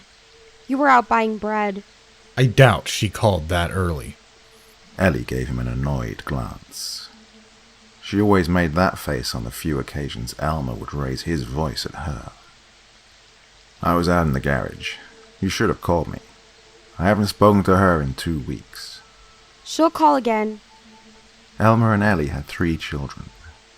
Eric, Edward, and the apple of Elmer's eyes, Catherine. Catherine was supposed to be named Eleanor, but Eleanor was the name of Elmer's most hated teacher back in school. He had to fight Ellie on that one. Fine then. Ellie had said. You name her if you're so good at all of this all of a sudden. And, as Elmer stared at the wrinkled little face of the cooing bundle in his arms, he decided. Catherine. This is Daddy's little Cathy. Yes, she is. All 3 children grew up to be fine adults. Eric went to law school and became a very renowned lawyer. Edward was offered a job at a startup firm which grew quickly, placing him in a high-up position, despite him never going to university. And Catherine went to med school, but dropped out after 2 years to become a nurse. Ellie was furious with her. Not Elmer, though. Elmer knew why his baby girl decided against med school, even though medicine and helping others had always been her biggest passions. I can't do it, Daddy, Cathy cried to him over the phone. They're so cold. Whenever an operation is a failure, they go back to the patient's family and, Lord, they're so cold. I can't be that cold, Daddy. I don't want to be that cold. So much responsibility. Somebody's life in your hands. I can't do it. I'm such a lousy coward. No, baby, Elmer assured her. Everybody I know is a bigger coward than you. You just have a heart of gold, and the world is toughest on people with hearts of gold. Elmer? Ellie barely touched her dinner, but, as always, she waited for him to notice and ask what's wrong, rather than simply request something else to eat. Not today, Elmer thought. Today he had had a chance to speak to his most precious child, but his wife was too comfortable to go get him to the phone. He felt he had a right to be a little upset with her. Elmer, I'm talking to you. What is it? Ellie played the puppy eye card. I'm sorry if you don't like the Brussels sprouts, but we had to cook them today or they would have gone bad. It's not the food, Elmer. Then what? I heard it again today. Heard what? Ellie was trembling. The voice. In the living room underneath the floorboards. It's back. Her eyes were glistening. They glistened like that when they found out they were expecting their 3rd child, and Ellie wanted to get rid of it. They glistened like that when Ellie asked Elmer to apply for a bank loan to send their oldest son to college. She was reaching out to him. She needed him. An old, drained, distressed woman reaching out to her rock. Father Jonathan blessed the entire house just last week. It's still here, Elmer. I heard it again today. Clearer than ever. You want me to go check again? No, you won't hear it. Nobody will. It's here for me. Her lower lip began to vibrate. I'm going to die, Elmer. Elmer immediately got out of his chair and went to hold his wife. Ellie was sobbing against the right strap of his suspenders, mumbling something about sorrow and not wanting to go. For her sake, Elmer's composure hardened to iron. You're not going to die, Ellie. Don't you remember what the doctor said last month? He said you're as healthy as could be, and that unless fate plays dirty, you'll live to see your grandchildren reach adulthood. Our oldest grandchild just turned 8, dear. There's nothing for you to worry about. Ellie was holding on to her husband with such force, he would have lost his balance if he were less heavy. No, it's coming for me. It's... Look at me, Elmer. Elmer's gaze met Ellie's blurred orbs. It said I must confess before I go. Elmer's blood ran cold. Having a voice tell his wife she must confess before she goes was on a completely different word palette than Eliza was. Who did? The voice, Elmer. It said I must confess. He knelt down next to her, her hands in his. Ellie, there is no voice.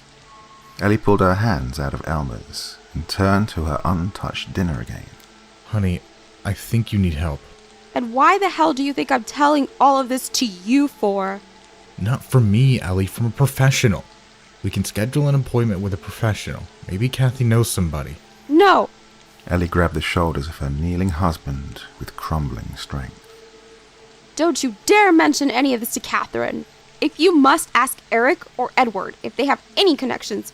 But don't, under any circumstance, mention any of this to Catherine. Catherine mustn't know. All right, Catherine won't know. Her grip sweetened, and she brought her right palm to her husband's soft cheek. Do you want me to call Father Jonathan again? No, it's not him I need to confess to. Elmer felt cold at the pits of his arms. Elmer? Yes? Ellie opened her mouth and closed it again. You can trust me, Ellie. You can tell me anything. You know that. Her chair creaked as she backed away from the table and got up. I'm going to bed. I'm tired. Ellie locked herself in the bedroom, making it clear for Elmer that he had to spend the night in the living room. Whether Ellie was sleeping or not, Elmer knew better than to bother her. He loved her. He really did. Sometimes, however, he simply had these doubts that were eating away at him.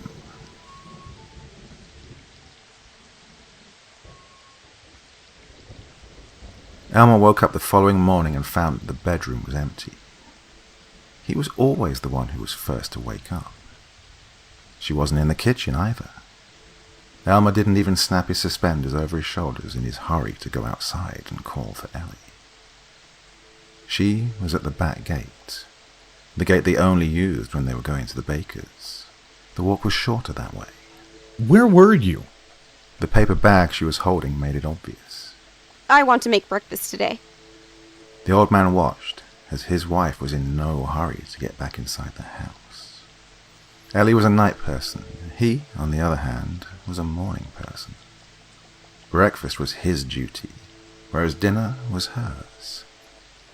It's been like that for the past 4 decades of their marriage, like those cute, yet deadly painful routines that old couples have. Elmer knew breakfast was his job, and seeing Ellie do it instead felt foreign and unpleasant. He followed his wife inside and stopped in the kitchen doorway. The sizzle of oil was in perfect harmony with Ellie scrambling eggs and the happy birdies outside. She was making French bread. He could tell, even with her back to him. Bacon and spring onions were on the table, just waiting to be chopped. Elmer entered the kitchen and grabbed the knife nearest to him. No! Ellie had her arm around the bacon and spring onions in a matter of seconds. I'll do it. He froze. Ellie looked like she'd just jumped in front of a bullet to protect her children. She was even rigid with determination and everything. Ellie, are you all right? Elmer put the knife down cautiously. She avoided his gaze. I want to do it. I need something to do. Go read the paper in your lazy boy or something. I'll call you when it's ready. Elmer's hand met Ellie's on the knife. Put it down, love. Ellie gasped softly. He rarely called her love, but whenever he did, her heart would sigh, "I do," over and over again. She put the knife down. Look at me. She hesitated. Elmer was well accustomed to her dramatic outbursts, but this was different. What's wrong? Ellie opened her mouth and closed it right back, just like the night before. Come on, Eliza. Talk to me. Her chin was trembling. I can't help you if you don't speak. She always needed somewhere between 3 and 5 reassures before she would talk. Sometimes she needed to cry for a good half an hour before she would manage to upright herself enough to speak. Some say you can spend a lifetime alongside a person and never get to know them. But Elmer knew his wife. Oh, he knew his wife really, really well. And, despite all her flaws, he really loved her. And he really had some doubts. Elmer didn't rush her. He held her hand to his chest and looked at her with all the understanding in the world. I heard it again. He wouldn't have asked if she hadn't paused. Hear what, honey? The voices calling me. From the living room? Ellie shook her head as salt water was smudging her sight. Bedroom. Elmer felt cold in the pits of his arms again. When? This morning. I woke up at 6 a.m. and it was faint. I got closer, and there it was again. The smell of burnt French bread was making Elmer nauseous. Eliza. The floor? Yes. He had to hold her by the elbows so she wouldn't lose balance. Her whimpers were heartbreaking. Elmer, you have to believe me. The bread turned to charcoal. Breakfast was ruined. I believe you, honey, but I also believe that you need professional help. Ellie shook her head again. It's not help I need. She straightened her frame and swallowed her sobs. I need to confess. Confess to what, honey? She took her arms out of her husband's grip. The phone rang and Ellie took that as her cue to leave. She stormed out of the kitchen and into the hallway with the agility of a 20-year-old. Elmer got to the stove and turned the thing off before it would burn their entire house down. To his delight, he could still hear his wife talking to their daughter. He needed to hear Catherine's voice too. But he knew that, this time, his wife needed her more than he did.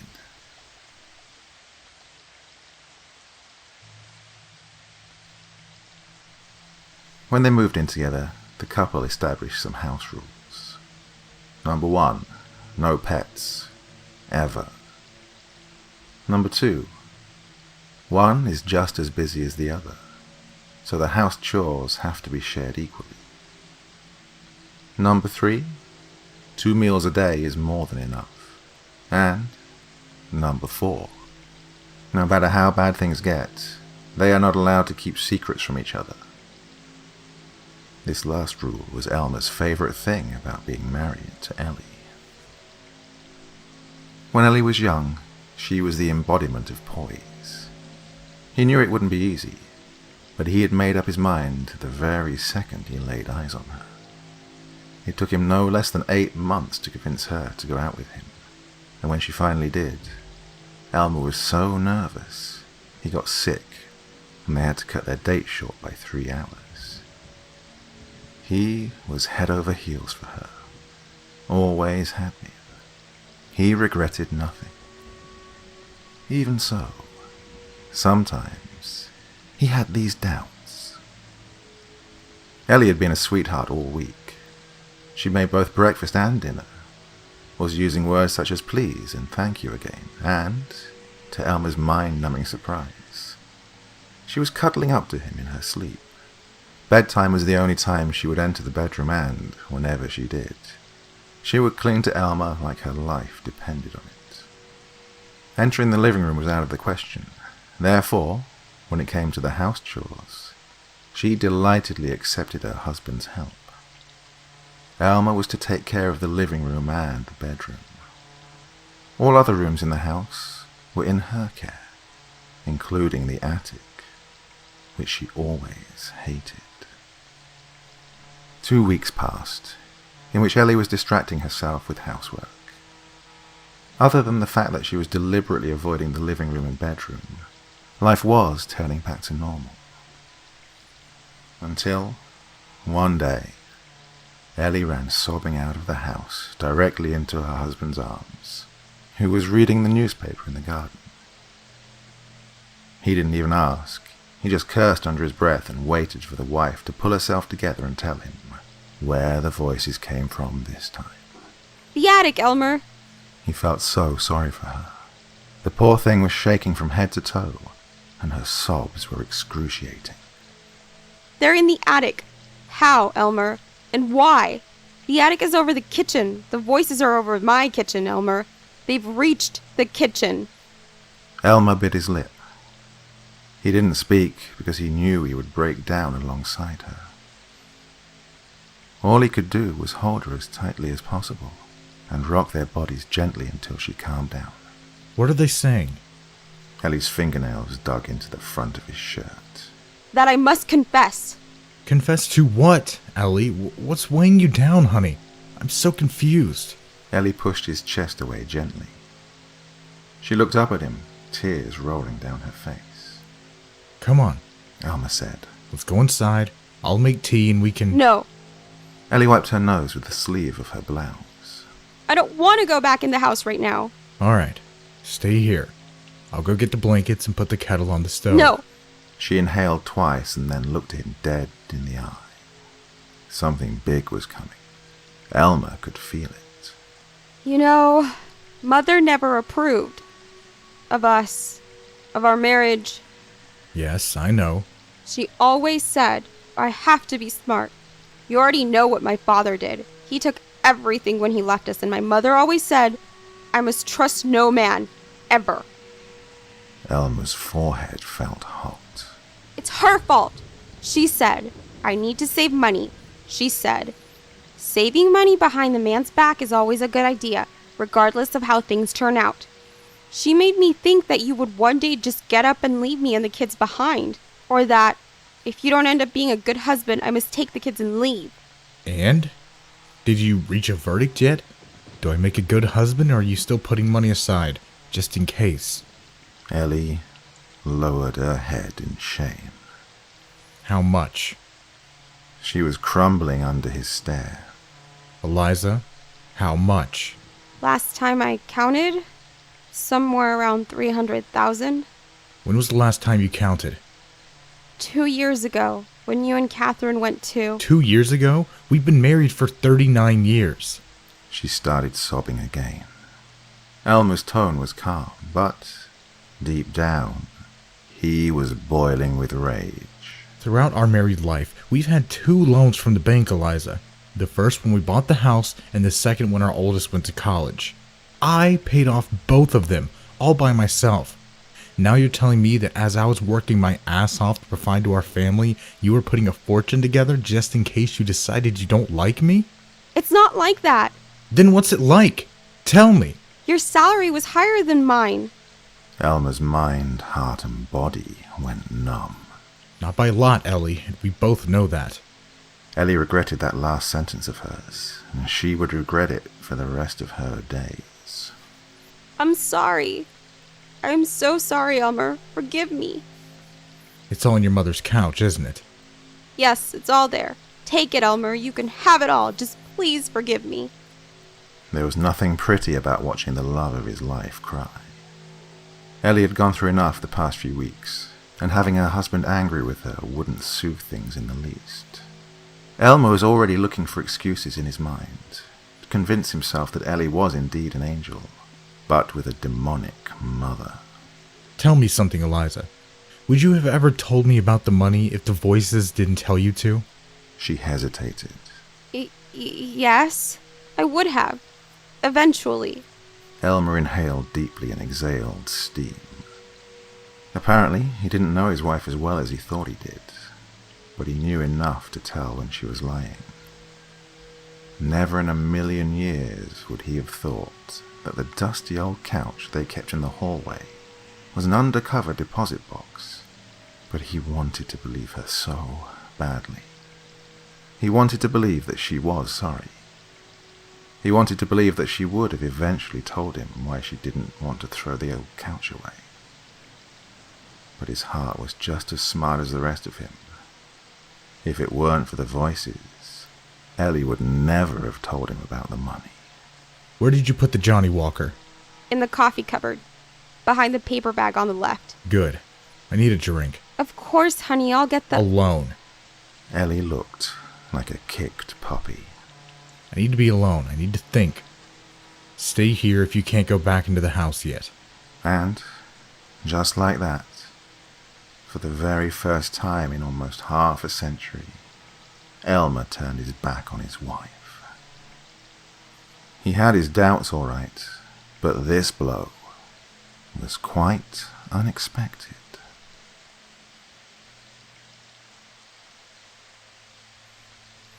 The phone rang.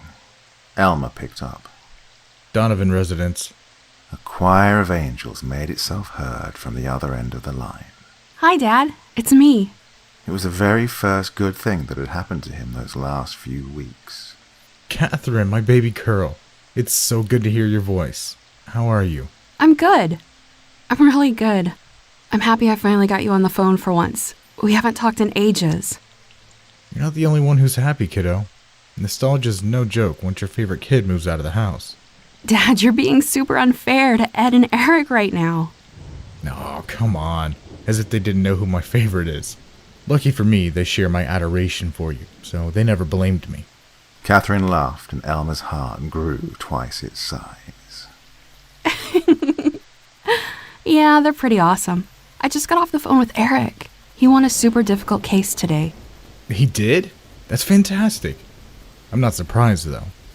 Your mother and I always struggled to scold him whenever he got into trouble. He always knew how to twist an argument in his favor, even in his kindergarten years. The other end of the line went silent for a couple of seconds. Kathy Cat? You still there, honey? Dad? Is someone next to you? Elmer's throat went dry. No, not right now. Why? I think I can hear something. A man's voice. It's faint, but deep and guttural. The now familiar coldness was gathering in the pits of his arms again. What does it say, honey? It says Ellie came out of the kitchen. something about confession. Honey, I have to go. I'll call you back tomorrow, all right? Daddy, is everything okay? Elmer, Ellie's voice was coming from a broken cavern inside her chest. She was walking slowly towards him, like an infant trying to walk again after falling for the first time. Her eyes were purple from all the crying she'd done. Yes, honey, don't worry. We'll talk tomorrow. Catherine protested, but Elmer placed the receiver down before she managed to finish her sentence. Elmer, Ellie was shaking as if thousands of volts were going through her. I can't. Drool was connecting her inferior lip to the upper one, like a spider web. I can't take it anymore, Elmer. They've gotten so loud. Elmer, they're everywhere. They've been screaming, Elmer. They're so loud. Elmer watched her with sad eyes. Eliza, I'm sorry, but I really can't hear anything. In her despair, Ellie let out a scream, cupped her hands over her ears, and collapsed on the floor. Elmer rushed to her side and tried embracing her, but she pushed him away. Make it stop. Please make him stop. Why? What are you saying? That I must confess. Elmer was confused. He tried pulling his wife into his arms again, but she grabbed him by the hands, interrupting the hug midway. You already confessed, honey. Ellie pressed her lips together and shook her head forcefully. And it's all right. I understand and I forgive you. I forgive you, Ellie. I love you, but this has to stop. We really, really need to get you professional help. I cheated on you. Elmer froze. Ellie put her head in her hands as her violent sobs echoed in the hallway. And there it was. Elmer's doubts finally confirmed. When? Ellie was rocking back and forth, crying with the passion of an entire chorus in a Greek tragedy. Elmer's patience was over and done. He grabbed his wife by the elbow and forced her to look at him. When, Eliza? He didn't ask with whom. He didn't care who she'd cheated with, knowing how cold his wife was regarding matters of the heart. She would have confessed her infidelity years ago. However, the messy circus she was providing made it clear there was something bigger than cheating to the story. Elmer felt the life draining out of him as the seconds passed by. Please, Eliza, please tell me that Catherine is my daughter. For the love of God, woman, please tell me that Catherine is my child. Ellie didn't answer. She just cried harder and tried taking Elmer back on his hug offer. That was enough of an answer. Elmer got to his feet before she even had a chance to touch him. I confess!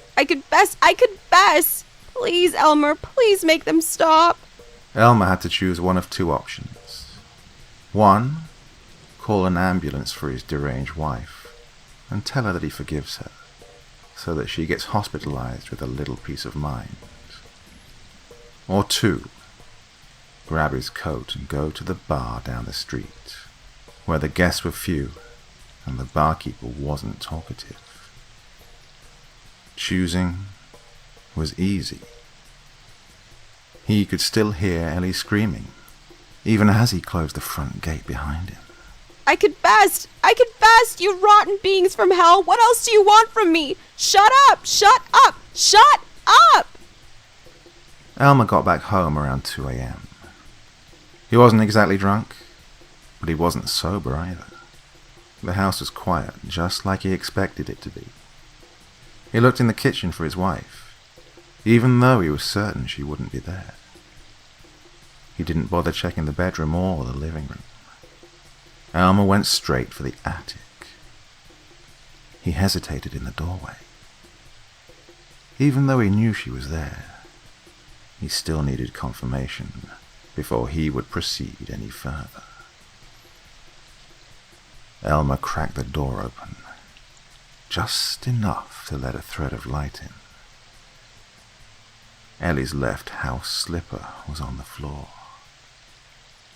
Her right one was still attached to her, dangling slightly from the ceiling. Elmer had seen enough, so he shut the door. He had to wait for the alcohol to wear off before he would enter the attic again. Otherwise, Ellie wouldn't be the only mess that had to be cleaned up. He had to call so many people. The ambulance, the police, the funeral home, Eric, Edward, and Catherine. There were so many preparations that needed to be done. So many flowers that needed to be bought. So much black cloth that needed to be ironed. But first things first. Elmer got his toolbox and grabbed a screwdriver. He had to remove all the speakers he'd installed under the house's wooden floorboards.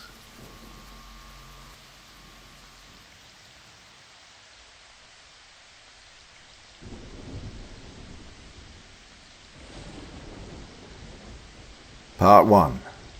Something's there. Class had started no more than 3 minutes ago, and Danny's hand was already up and dangling.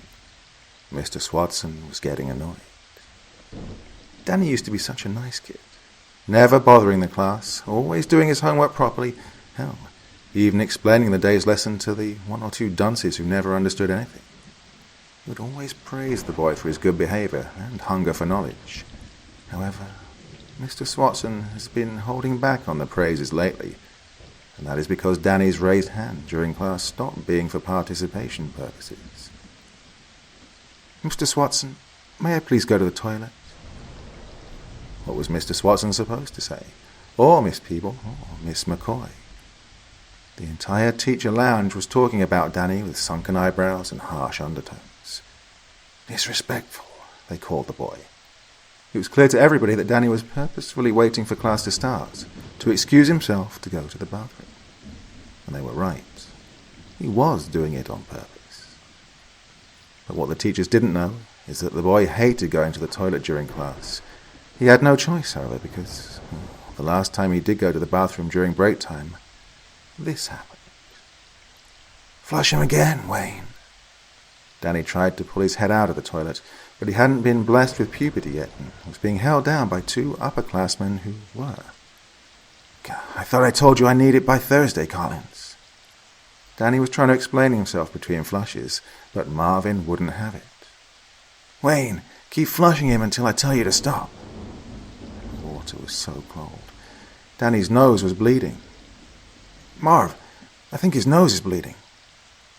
Marvin pulled Wayne upright and grabbed Danny himself. "You think your pussy-ass nose is impressive, Collins? Where the fuck is my book report? You're supposed to have it done by third period." "I'm sorry." Danny was breathing greedily. "I'm so sorry. I couldn't finish the book and I had to go to Grandpa's with my parents last week." Marvin yanked Danny's head back in the toilet with so much force, the boy hit his head against the hard margin. The cold water and bleeding nose were nothing compared to the fresh ache of his forehead. "I don't give a flying fuck, you shit-eater. I told you to do it. If I get my hands on you after school, I'm going to skin you alive." Marvin flushed Danny's head one last time before standing up and ordering his boys to follow him. Everybody was scared of Marvin. Wherever he would go, he would always have his oversized bright orange jacket with a blue zipper on, and an entourage of 3 faithful followers.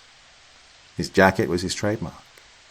People didn't even have to look in his direction to see him approaching from the corner of their eyes. That's what Marvin loved about that jacket.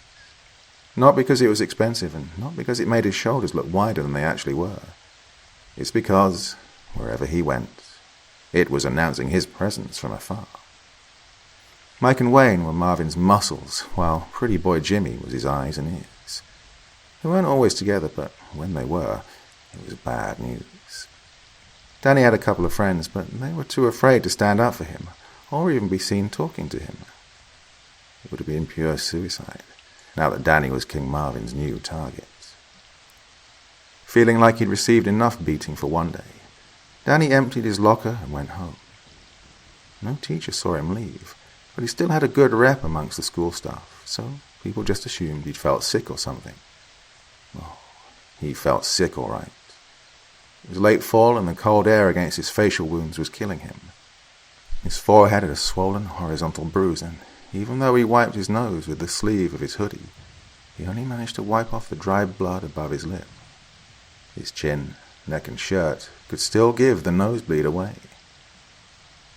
Danny didn't want to cry, but the shame he felt wouldn't let him off the hook that easily. Sunken into thoughts, he didn't notice that he'd already reached the wooden bridge. As upset as he was, the creepy house on Boona Street wasn't creeping him out today. Usually he'd speed up the pace as soon as he'd reached the lake. Well, every girl and boy was afraid of the creepy house on Boona Street and the still, dark lake across from it. It was an immense property. The house had 3 stories and looked old and unkempt, not to mention the roses that would grow wild and spiky all around it in untamable patterns. It was a shortcut only meant for joggers or students, because even though the bridge itself and the pathway following the bridge were wide enough for cars to pass through, the wild roses were reaching their limbs outside the fence of the creepy house far enough to cover over half of the pathway. Ouch! Danny acknowledged the spiked rose that scratched his cheek.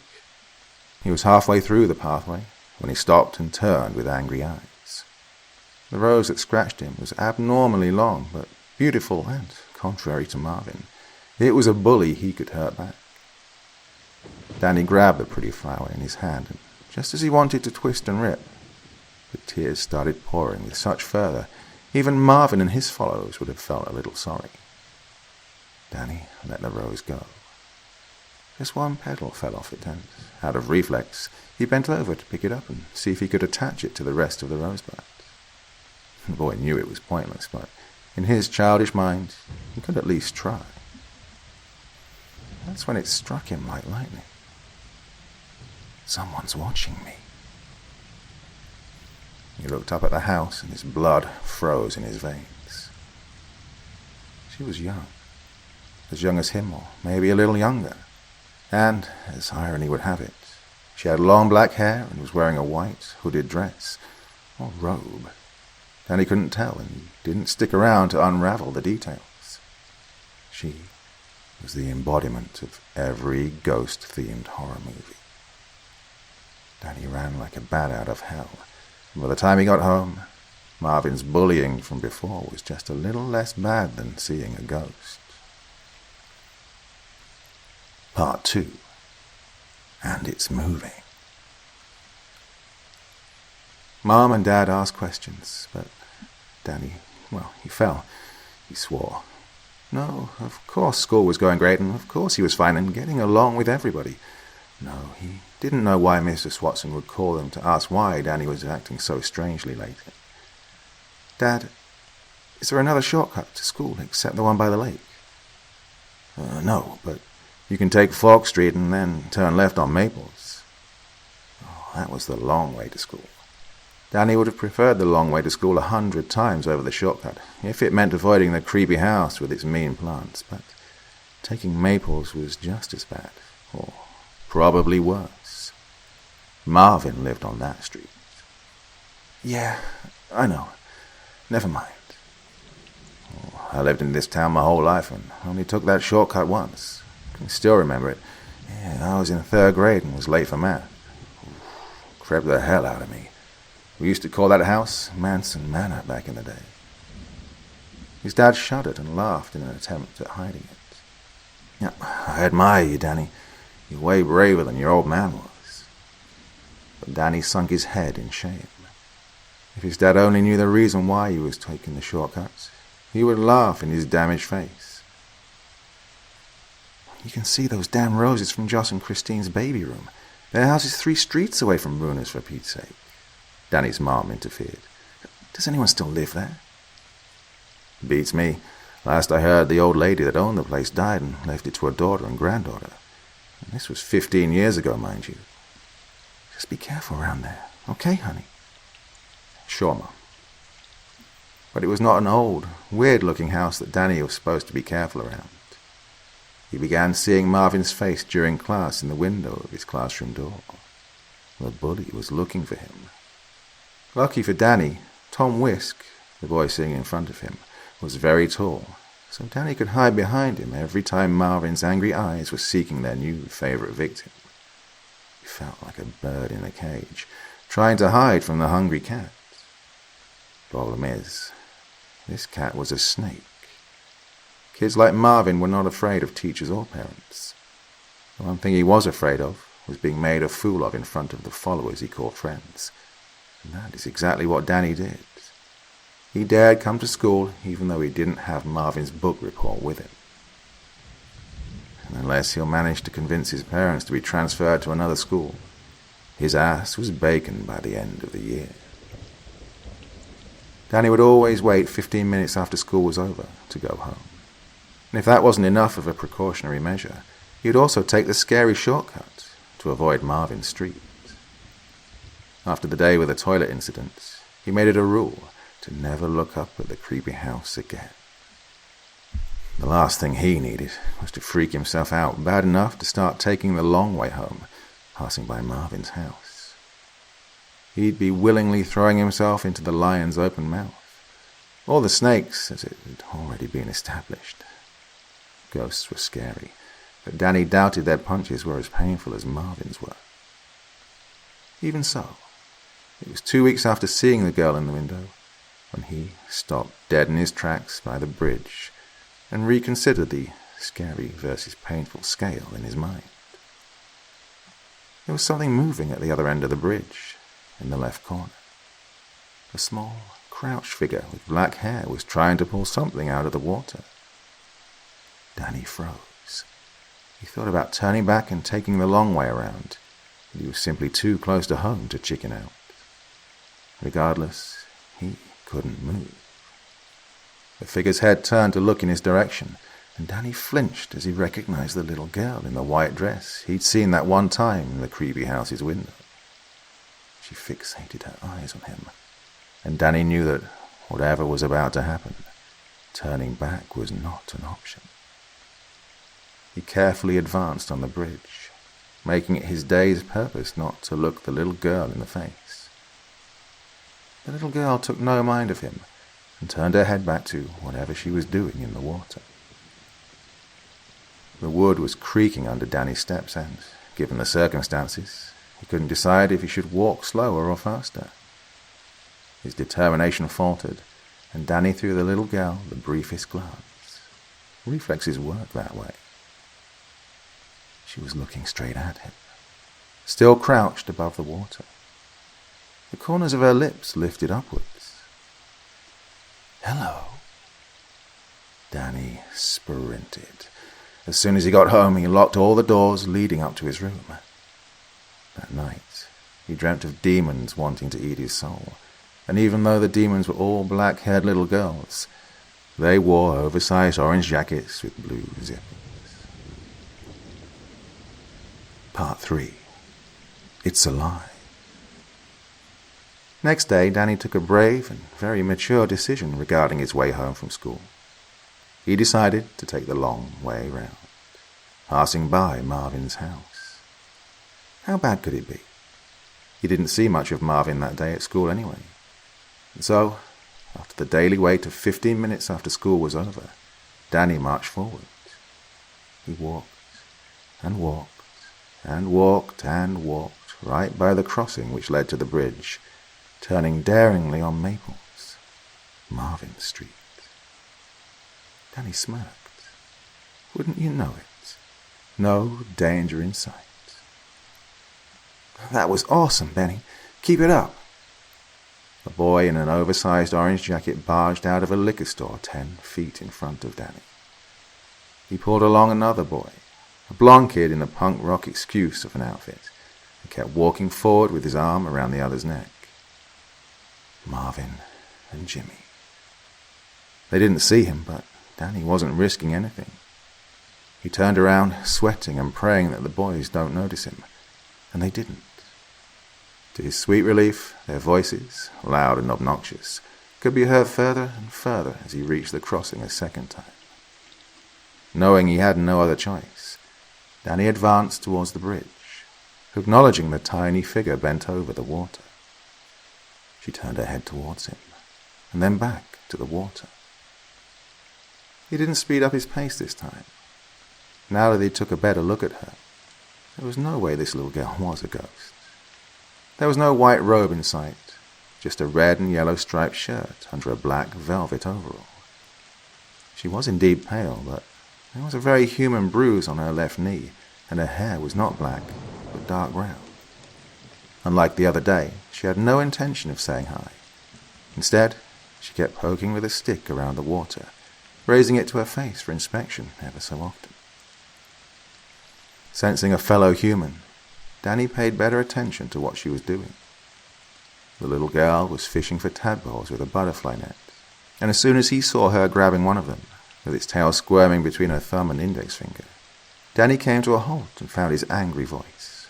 "Hey, stop that, you bully." The girl looked at him wide-eyed, her eyes like 2 chocolate marbles. "Why?" "Because you're hurting them." She inhaled sharply and threw the tadpole back into the water, shocked of what she'd just found out. "My God, I'm so sorry. I'm so sorry. I didn't know." She sunk the purposeful end of her butterfly net back into the water and let the other tadpole swim away. "I'm so sorry. I didn't know." Danny found her reaction kind of funny, but he was also sorry for accusing her like that. She did seem genuinely distressed. "That's okay. Only a few of them survived to become frogs anyway." The girl looked at him with questioning eyes. "They become frogs?" "Yeah." "Oh." Danny remembered to keep on walking. "You almost hurt a rose too, you know." He looked at her, not sure he knew what she meant. "I saw she hurt you, so I called her back in the garden. Violence doesn't work with them. You need to ask nicely." Danny was at a loss for words. Okay. A sudden smile shone all over her face. "You learned something from me today, and I learned something from you. Mom said friendship is bringing out the best in another person and letting that person bring out the best in you. Can we be friends?" Danny chuckled, and the little girl looked very hurt. "Sure, we can try, but please don't cry." This upset her even more. "I'm not." She turned her head back to Danny and crouched next to her butterfly net once more. "Forget it. You don't want to be friends.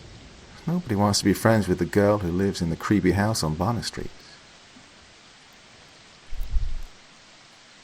Well, she wasn't exactly wrong, but Danny felt like an asshole, and an asshole was something he was definitely not. "Hey, I'm sorry.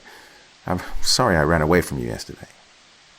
She looked at him, all signs of incoming sadness gone. "Yeah, that's okay. I get that a lot." He pretty much expected that answer, but what he didn't expect was a sweet smile that followed it. The question he asked next came as involuntarily as a hiccup. "Hey, what's your name?" "I can't tell you that. Kids like you laugh when they hear my name. It's a weird one. Just call me whatever you like."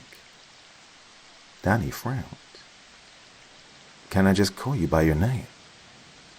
She looked his way and blinked once before answering. "It's Clotho."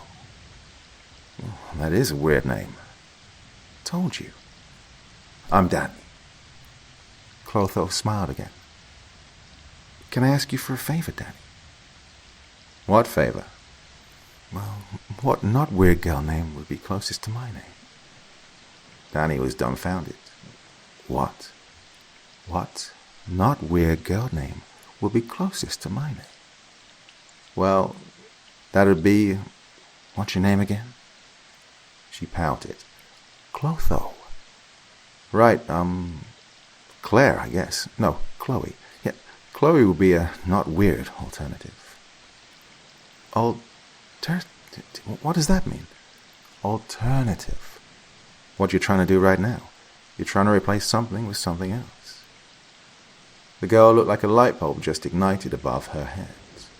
"Oh, like replacing something bad with something good?" Danny was stuck, and he didn't like being stuck, especially when it came to mind games. He was not the strongest in the schoolyard, but he was definitely among the smartest. "Oh, yeah, exactly." "Wow, I'm learning so much from you. We're going to be great friends, Danny." "Right. Okay, Chloe." Danny forgot her name again, but he'd be damned if he'd admitted anew. "Is it okay if I call you Chloe?" "Sure, Danny." "Okay. Well, I need to get going now." "Why? You just got here." "Yeah, but I'm only passing through. I'm not, visiting or anything." "Oh, right. Your mom's waiting for you." That wasn't precisely the case, seeing how his mom was always working late and Danny was home alone for 3 hours after school until his dad got home, but that was not something his new friend needed to know. "Well, okay then. You'll come by tomorrow again, won't you?"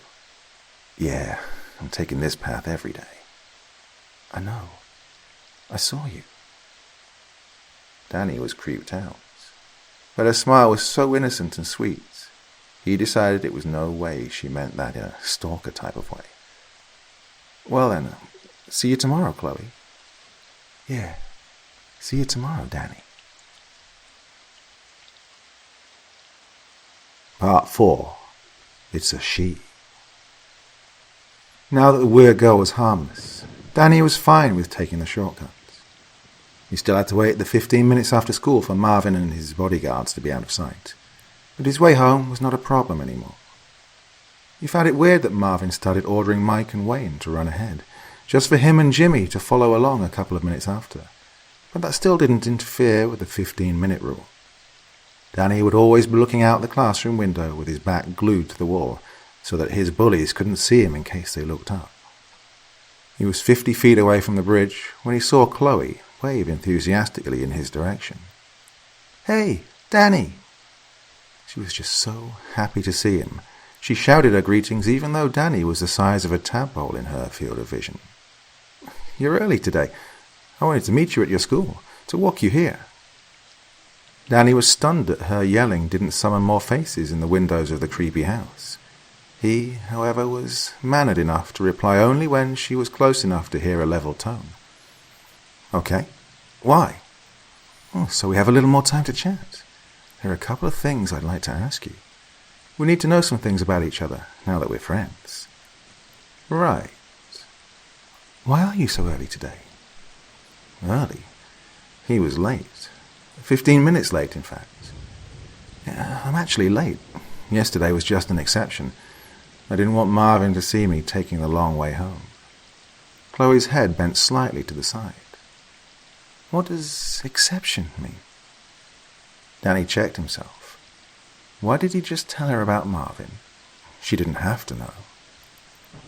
"It means something out of the ordinary. Something that's not like the others, even though it should be." She smiled. "Like you?" "What? No, not at all. I'm very ordinary, trust me." Chloe smiled at him like he'd just said the most naive thing in the world. "I've tried making friends so many times, but they all ran away from me." The dark-haired girl leaned towards him a little without stepping forward. "You are an exception to me, Danny." Danny blushed. He didn't know if he should thank her or ask her to never speak to him again, but she made the decision for him. "What's your favorite color?" Danny chuckled. "You did not just ask me that." She got a worried look on her face. "I did. What are you saying?" "It's the oldest question in the book." Chloe's face was a question mark in itself. "What book? Geez, what planet did you come from?" Chloe seemed genuinely puzzled, and Danny was getting frustrated with her. He resumed walking and passed Chloe by with the sheer intention of getting home. He was off the bridge and on the pathway, passing by the roses that caused so much gossip amongst the housewives in town. "Earth. I'm from Earth." Danny decided to ignore her. "I don't understand this game we're playing. You have to tell me the rules first." Danny let out an exasperated sigh and yelled from the center of the pathway in the girl's direction. "All of them." "All of what?" "All colors. I like every color there is." Chloe was astounded. "Really? I thought you'd say blue or something." "Nah, I've always liked them all the same. I could never pick a favorite." Chloe was beaming. "See? Told you. You're an exception." Danny couldn't help himself. His sudden good mood was undeniable. He thought the girl was dumb and weird, sure, but she definitely knew how to boost a loser's ego. "Thanks. You're an exception too." Chloe's big eyes got even bigger. "I am?" "You sure are. See you tomorrow, okay?" She looked disappointed, but she still took his remark as a compliment. "Okay. Have a nice day tomorrow." Part 5. She's pretty stupid. He had no idea how it got there, and he had no idea what he did to deserve it. He only let his school bag out of sight for 10 seconds at a time, whenever the ball landed in his hands and he needed to scan the court to see whom to pass it to. The gym teacher was fine with the kids leaving their school bags on the benches during sports. That, of course, was good for Danny, because the lock to his locker was busted, meaning he'd have to drag his rucksack with him everywhere. Even though they were older, Wayne and Mike were in Danny's gym class because both of them were slightly overweight, and their parents told the gym teacher they would not be able to participate in sports due to their bad knees. Last time the teacher argued against such affirmations, he got himself a lawsuit, which is why he agreed for Mike and Wayne to just sit, watch, and laugh at other kids from the side during sports. Wayne and Mark were chatting on the bench, throwing an eye to the basketball game ever so often. Danny would never have thought it was him they were there for. He simply did his best at being mediocre, grabbed his rucksack on his way out of the gym and, just like everybody else who'd been in constant motion for the past 50 minutes, went for the water bottle first thing when hitting the locker room.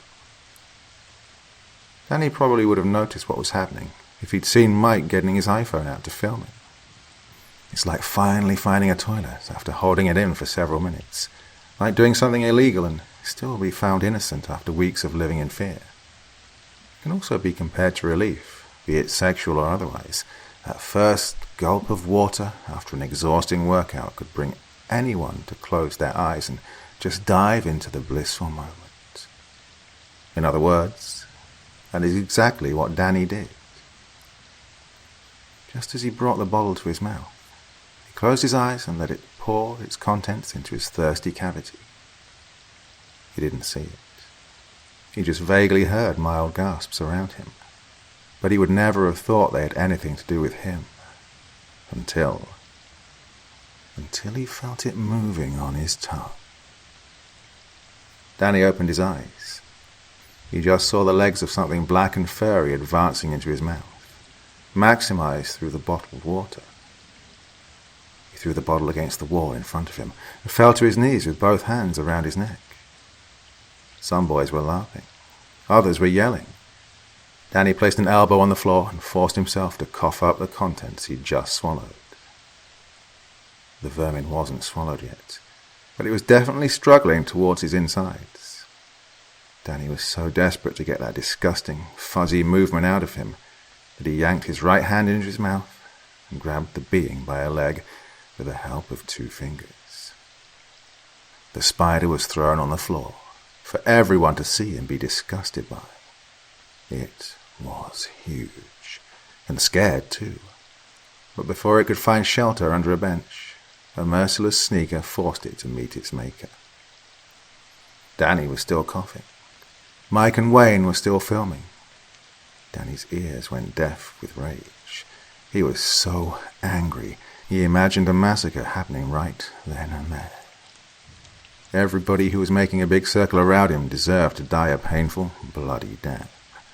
He imagined the wall painted red in the blood of those laughing at him, and yet the person who, he thought, deserved the most torture wasn't even there. Marvin. Who's that? Danny was startled. Chloe's big, dark eyes were studying him expectantly. He didn't even notice her there, standing at the end of the bridge at a time of day he would normally never leave school. His mind had gone completely blank after sports. Danny never skipped class, ever. He was turning into a badly behaved boy, and he knew it. His parents were going to get another call from Mr. Swatson that evening, and he dreaded it almost as much as he dreaded encountering Marvin. You're upset. Of course he was upset. Danny wanted to call her stupid, just to feel the comfort of knowing that there were people out there who were weaker than him. But Danny wasn't a bully, and no matter how stupid Chloe was, she was willing to be a friend right when he needed one most. Danny felt the incoming waterworks and, to his own surprise, he walked angrily to the bridge's margin and sat down on the wood, his feet dangling above the water's mirror. Chloe joined him. For someone as stupid as he thought her to be, she sure had a feel for upset people. She just sat there, saying nothing, waiting for a friend to speak first. And he spoke all right. I hate them. Who? The bullies. I hate them all. Every bully that ever was and ever will be. They suck, and they deserve to die. Danny was so angry. His eyes watered. As he tried wiping the annoying salty water out of the way, a gentle hand stroked his back. Let it out, friend. And just as Danny wanted to bark at her that he's not her friend and that he's fine, he let go. He cried and cried and cried, and told her everything there was to tell about the day he'd had. She did nothing of the things he thought she'd do, and said nothing of the things he thought she'd say. She didn't interfere by saying that karma was going to get back to the horrible people he had to deal with. She didn't reassure him that, no, he wasn't worthless or a chicken, and that, no, he was wrong. Things were going to get better, and that people always change for the better as a result of growing up. She did nothing of what a friend was supposed to do. to make a befriended feel better. All she did was bow her head towards the water, listening to Danny cry and rant about his bullies. After he let all the poison out, Danny was under the mild impression that Chloe wasn't listening to him at all. That made him want to get up and run to his house, where he was most sheltered and could cry to the dearest friend he had, himself. But just as he made the slightest move towards standing up, Chloe grabbed his arm with the force of 10 men and turned her dark-haired head to meet his eyes. Danny froze. It was a lovely spring day, but he couldn't remember ever feeling this cold. Compared to Chloe's frozen stare, being flushed down the toilet at school seemed like nothing. "Do you want me to interfere?" She sounded old and angered. Danny was puzzled. For someone who didn't know what alternative or exception meant, interfere was a pretty big word. Interfere how? Should I erase everything he ever did to you? That's when Danny came back to his senses. I think I should go home. Chloe didn't even flinch. Mom's waiting for me? That part she heard. Oh, right. And let him go. Danny got up and swiped his right hand over the backside of his jeans a couple of times. He expressed a half-hearted goodbye to Chloe, and just as he turned around and took a couple of steps, "Danny?" "What?" "I don't care what others think of you. I'll always be on your side, no matter what happens." Time stopped for Danny right then and there. He stared Chloe right in the face, considering her as stupid as ever. Even so, he decided he liked her. Be it as platonic as humanly possible. "Thanks, Chloe." She smiled, and pure happiness was radiating off of her. Sure, what are friends for? Part 6. But she's a friend. Danny's nose met with his own locker door with a hard deuce. "What was that, Collins?" Danny was shaking in fear for his very life as he grabbed his bleeding nose. He was on his knees, looking up at Marvin and his 3 bodyguards. "What do you mean you never read Crime and Punishment by that Russian bastard? I need that book report in 2 hours. You never told me about—" Slam. Danny was on the floor, covering his face with his hands, afraid of the next impact. "Oh, that's why you don't have my book report ready, because I never told you about it." King Marvin kicked Danny in the leg. "I don't have to tell you shit, Collins. Make it by tomorrow, and it better not be copied off the web." It was either Wayne or Mike who kicked Danny in the leg next. This deduction was made by the stronger level of pain he felt. Danny walked with a limp home, and Chloe noticed. "What happened?" "I don't want to talk about it." Even so, he got comfortable on the bridge, with his feet dangling over the water again. "Looks like you do, though." Danny sighed. "I need to read Crime and Punishment by tomorrow." "Ugh." Chloe sat down next to him. "Grandma has that one. Her library's huge. I can lend it to you, but you can't finish it by tomorrow. It's this big." Chloe showed a thickness of 3 inches with the help of her thumb and index finger. All Danny understood was that he was going to die in less than 24 hours. "Can't you just pretend to be sick and stay home?" That actually sounded like a very good idea. Danny couldn't believe he'd ever thought the girl was stupid. "I can try. Funny this option didn't even hit me." "Well, please stay home tomorrow. I'm not in the mood to hear your name while Grandma's working her spin—" Chloe clasped her hand over her mouth. "What?" "I mean, just stay home, okay?" And so, he did. Part 7. A friend full of surprises. Next morning, Danny got up an hour earlier than he should have and turned the heating system in his room on blast. Right before his mother was supposed to wake up, he let the thermometer rest on the bottom of the bathroom sink as he washed his hands and face with water so hot he thought his skin would peel off. He couldn't help but chuckle. Whether he'd stay home or go to school to meet Marvin, some mean god had something against him keeping his skin attached to the rest of him. Mother's alarm clock rang loudly from the other side of the wall by his bed, letting Danny know it was time to hide the evidence. He got a mouthful of hot water, placed a thermometer between his lips, turned the radiator off and snuck into bed without wiping the water beads off his forehead. His mother didn't notice the heat in Danny's room. He was a good kid and he rarely got sick, so she never even suspected that the sweat on his brow, the steaming face, and the outrageous numbers shown by the quicksilver was just a bunch of bull. She or Dad wanted to stay home, but Danny swore he would be all right. Going to school was out of the question, but Danny was going to be just fine. Being alone at home can be exciting for a 13, going on 14-year-old. For the first 3 hours, that is. TV was no fun, so, rebellious as he felt, Danny got dressed and went for a walk right where he knew he'd find her. "Hey!" Chloe turned her head to see her friend approaching.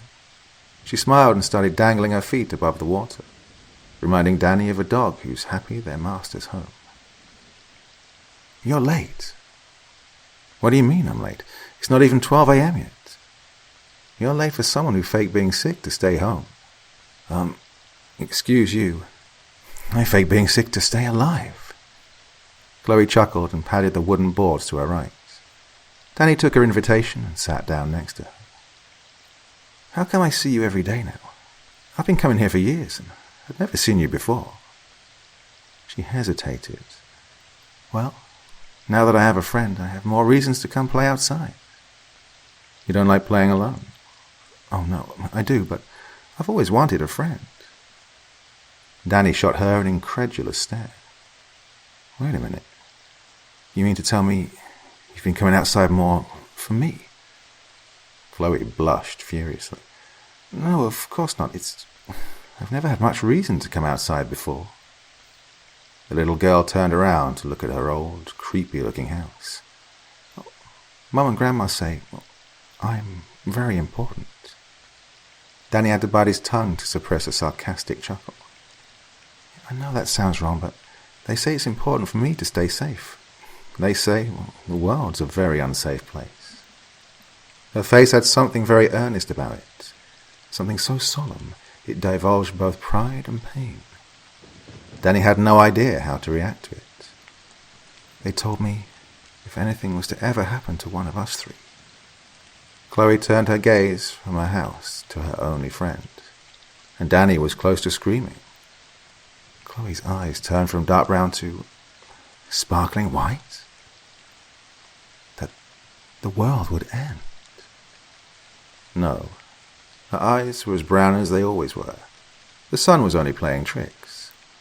Chloe sounded sad and Danny didn't like it. He grabbed her hand, pulling her out of her daze, and spoke as convincingly as a 13-year-old victim of school bullying could. "You're just a kid." Chloe blinked twice in surprise. Sure, if something will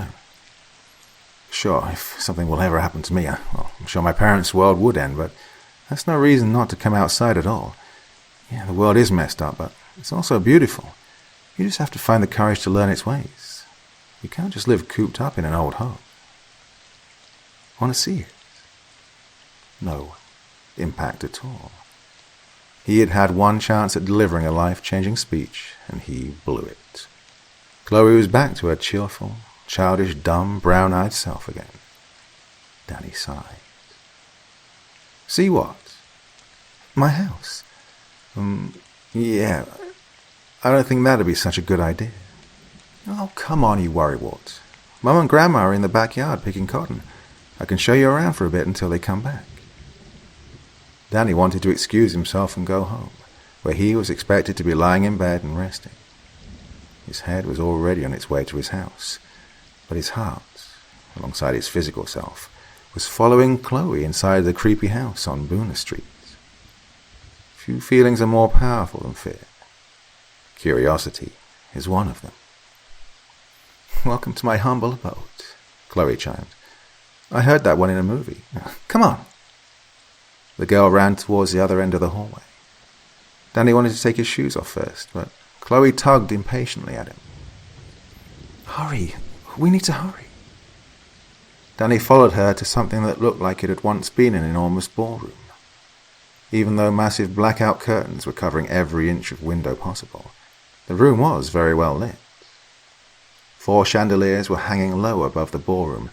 They were all powered by candles, not electricity. To the right of the room were 2 doors, and to the left, a couch and an enormous flat-screen TV. Far ahead were 2 staircases leading to the first floor and beyond. The massive double door that stood tall and proud between the staircases was open just a creak, further tickling Danny's curiosity. The floor was coated in a very expensive-looking gold and crimson-coloured rug, and Danny couldn't tell if the walls were painted or covered in wallpaper.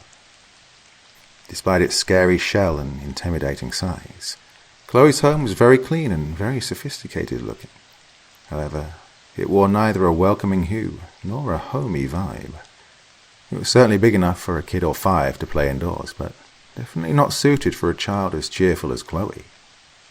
The creepy house on Boona Street was big, strong, and ready to crush uninvited guests. "That's the library," Chloe said, pointing to the open double door.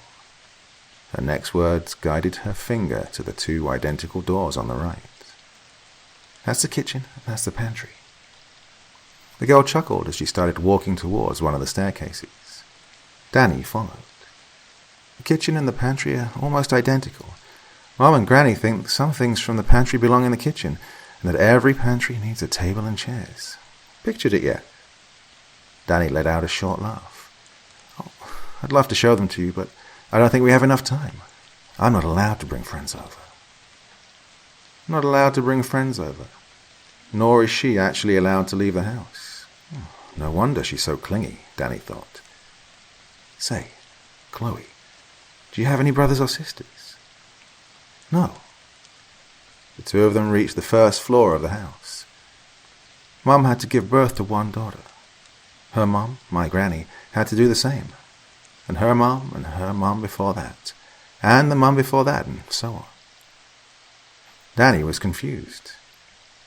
"And what if one of you was born a boy?" "Not possible." Chloe turned to look at him. "Oh, I'm not allowed to tell you these things." Danny was genuinely intrigued. "Neither are you allowed to have me over, but you're still doing it, aren't you?" Poor Chloe looked puzzled. "I won't tell anyone, Chloe." Danny was about to deliver the punchline, and, even though he meant it, it had an insincere undertone. "I'm your friend." The girl sighed. I'd love to tell you about it, but I'm really not allowed to." "Why did your eyes get so weird before?" Chloe's posture went rigid. "I've no idea what you're talking about." "Yes, you do." A couple of seconds passed by without any of the 2 moving. Danny was all ears. "Let's just keep going, okay?" She sounded like she was beginning to regret letting Danny into her house. Chloe advanced on the dark hallway that stretched out in the depths of the first floor. "I'm sorry. You don't have to tell me if you don't want to." "No, you're right." Danny counted 3 unopened doors she passed by, when she turned around furiously, grabbed him by the arm, and led him out of the hallway and back to the staircase. "Are you angry with me? Should I go home?" "No." Surprisingly, when reaching the staircase, they did not descend it, as Danny might have expected. Chloe, instead, had Danny follow her to the second floor, where one old, yet very well-kept door stood before them. "This is where my mother, grandmother, and I work." Danny snapped his head in her direction. "Did she say I?" How's it possible for a 12 or 13-year-old girl to be put to work by her mother and grandmother? Before he had the chance to mention Child Protection Services, Chloe inhaled deeply and opened the door. The attic was also well lit, this time, however, by pure daylight. The dust particles that swam through the air looked like glitter, and even though there were plenty, the room was very clean. Danny tried to comprehend what he was looking at. The wooden contraption seemed to be ancient, yet very steady and complex. The longer he stared at it, the more detail he was able to distinguish. Whatever it was a beautiful tool, and the glitter swaying all around it made it look like the cover of a fairy tale. That day was not a particularly sunny one, but the room was so bright, Danny couldn't help but look for the source. And there it was, at the far end of the wooden machine, spreading light all across the room, were the biggest silver scissors Danny had ever seen. This spinning wheel has been in my family for generations. A spinning wheel, Danny thought, looked more like an intricate weaving loom. Always has to be 3 of us. The boy listened, enchanted. Clotho, the young, Lachesis, the mother, and Atropos, the mother's mother. Chloe wasn't looking in Danny's direction. Even so, he recognized a hint of that earnestness from before, and, because of that, he withheld from asking about her father. In my family, every death must be accompanied by a birth at the same precise moment. Her voice was melancholic as she reached out a hand to stroke the wood of the spinning wheel. It's the duty of every Clotho to give birth to the next one, as it is the duty of every Atropos to die and make room for the next one. A knife-sharp smile crept at the edges of her mouth as she turned her head to look at her friend. But that's okay. Sooner or later, each and every one of us will get her chance at using the scissors. That's when Danny knew it was no longer okay for them to be friends. Ice-cold fingers grabbed him by the collar from behind and tossed him towards the stairs. Had his reflexes been any slower, he would have fallen to his most probable death.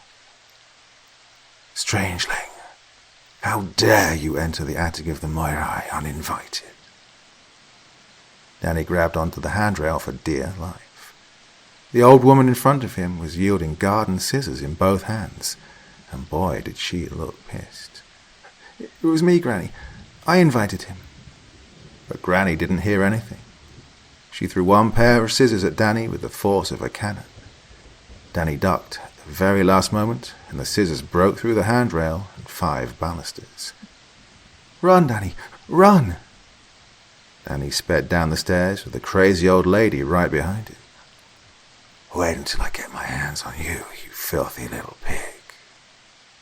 Just as Chloe's grandmother was about to throw the second pair of scissors to the boy's doom, another hand grabbed Danny. He was forced to stop and hide behind the silhouette of another woman. This one was fairly younger. Calm down, Mother. It's a friend of Clotho's. The old woman stopped. Oh! And turned to look upwards at her grandchild, who was crying rivers at the top of the stairs. Did you want to show him the attic, Clotho? Chloe froze. She stared at the 2 older women with nothing but fear in her eyes. She shivered and wept, but didn't say anything in Danny's defense. Of course she didn't, Mother. She might be stupid, but not that stupid. Danny suddenly felt the urge to punch the woman who was shielding him from the scissor-throwing monster. Look at him, just as shameless and despicable as all the other representatives of his gender. He must have run around the house as soon as Clotho let him in. Chloe's head sunk in shame. Danny couldn't believe that his friend wouldn't back him up in front of her family, especially since nothing was actually his fault. Look at me, my daughter. The girl looked at her mother. She looked so devastated. Danny pitied her more than himself for a second, and expected her mother to comfort her, seeing the mess she was. When I explained to you that you will need to make a male friend in the future, I surely didn't mean someone this weak, and most certainly wasn't talking about now. More waterworks from upstairs, but she started descending slowly. Granny Gruesome stepped aside, letting Chloe get to her mother. Escort your friend outside and bid your farewells. But Danny didn't wait that long. He turned around and went down the stairs, not giving Chloe the chance to catch up with him. He opened the door and stepped out of the house, not even turning to say goodbye to his former friend. Wait, Danny, wait! But he didn't wait. He just kept on walking, angry as he was. I'm sorry. We're still friends, I promise. I'm still on your side. But Danny would hear none of it. He was too much inside his own head to actually take note of his way home, and it was the police car in his driveway that broke the daze. A synonym for excrements escaped between Danny's pressed lips. When Danny stepped into his house, his mother was crying on the living room sofa next to a cop, while his father was making an erratic phone call. Where the hell were you? All three adults rushed to Danny as if they wanted to tackle him. What are you guys doing home this early? The surprise in his voice simply slipped out. I called to see if you're okay, his mom yelled. You were so sick this morning. I got worried when I saw you wouldn't pick up. Danny was close to hitting himself for being so stupid. His mother instantly placed her hands on his face. The fever's gone. But how? Danny was grabbed for the third time that day. Daniel, what the hell did you do? The boy was tired. Too tired to come up with a believable lie. I faked being sick to stay home today. You did what? Why? Even so, he wasn't tired enough to look a pussy in front of his father. Because I felt like it. The adults were stunned. Where in the hell were you? It didn't look like his mother would let it go, and he really didn't have a reason to lie to her. Answer me, Daniel.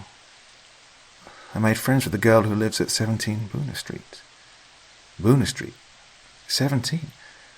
You mean the Manson man? Danny nodded and walked past his parents, heading to his room. Daniel, you are never to visit that place again. Do you understand me? Don't worry about it, Mom. He looked back at his mother with sad eyes. We're not friends anymore. The cop stood up, saying, Looks like you won't be needing me anymore, Mr. and Mrs. Collins, just as Danny closed the door behind him. He couldn't hear him as clearly as before, but the cop's next words got to him loud and clear. Keep Danny away from the people at that old house. That place is all sorts of bad news.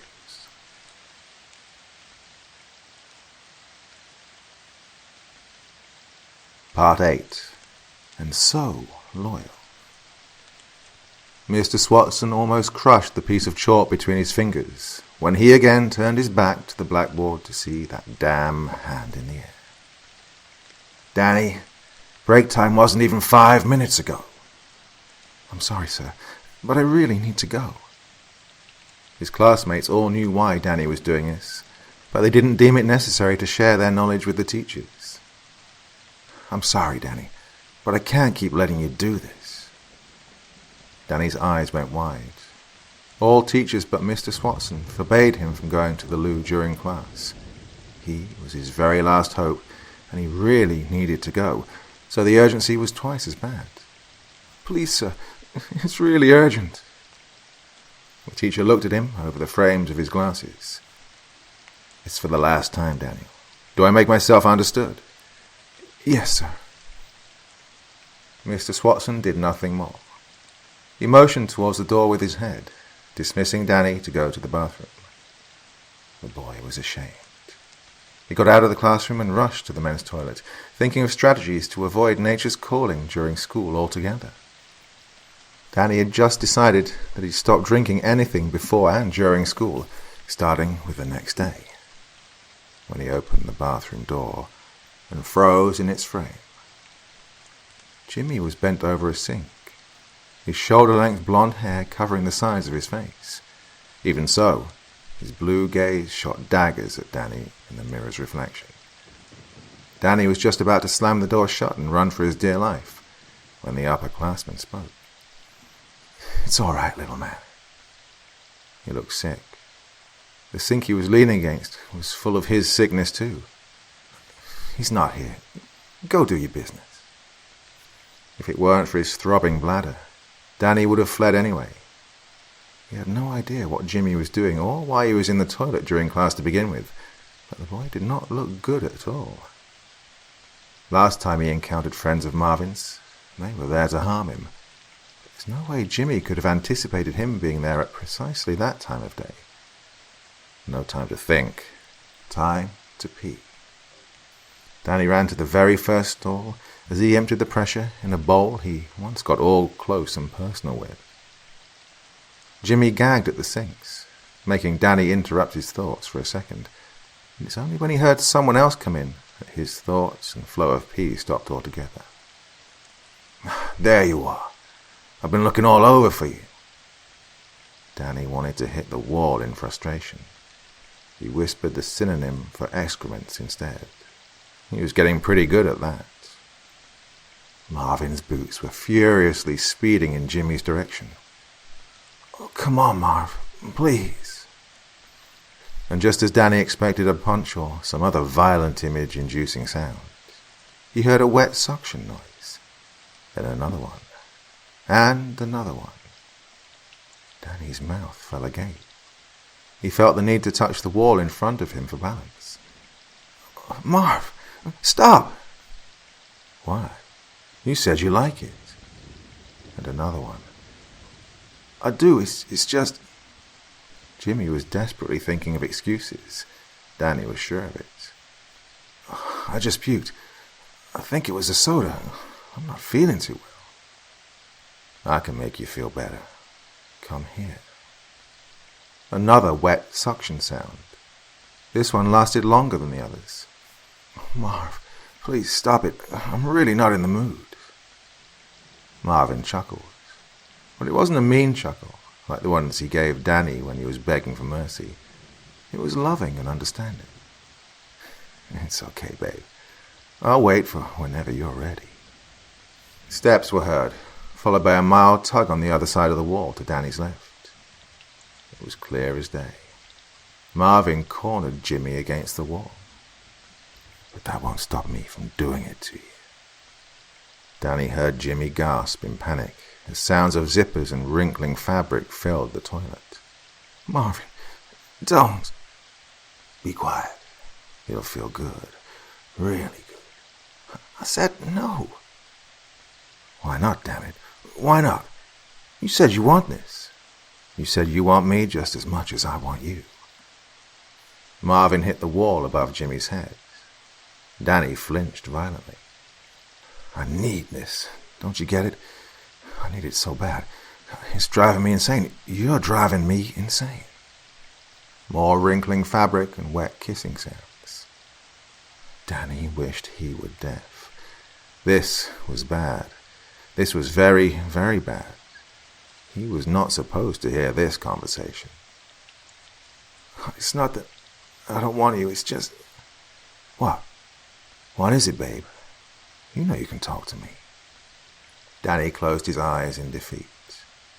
He knew what Jimmy was about to say. He couldn't blame the guy. If he'd have been in Jimmy's situation, he too would have given that excuse to save himself from being violated by a person he's afraid of. "We're not alone. There's someone in the store behind..." Danny was out of the toilet before Jimmy even had the chance to finish his sentence. He ran and ran and ran, ignoring all the shouting happening behind him. He ran across the hall, past the security guard's office, and continued running until he was at the bridge. The shouting never ceased. "You're dead, Collins. You're frickin' dead. I'll kill you and skull fuck you after I'm done."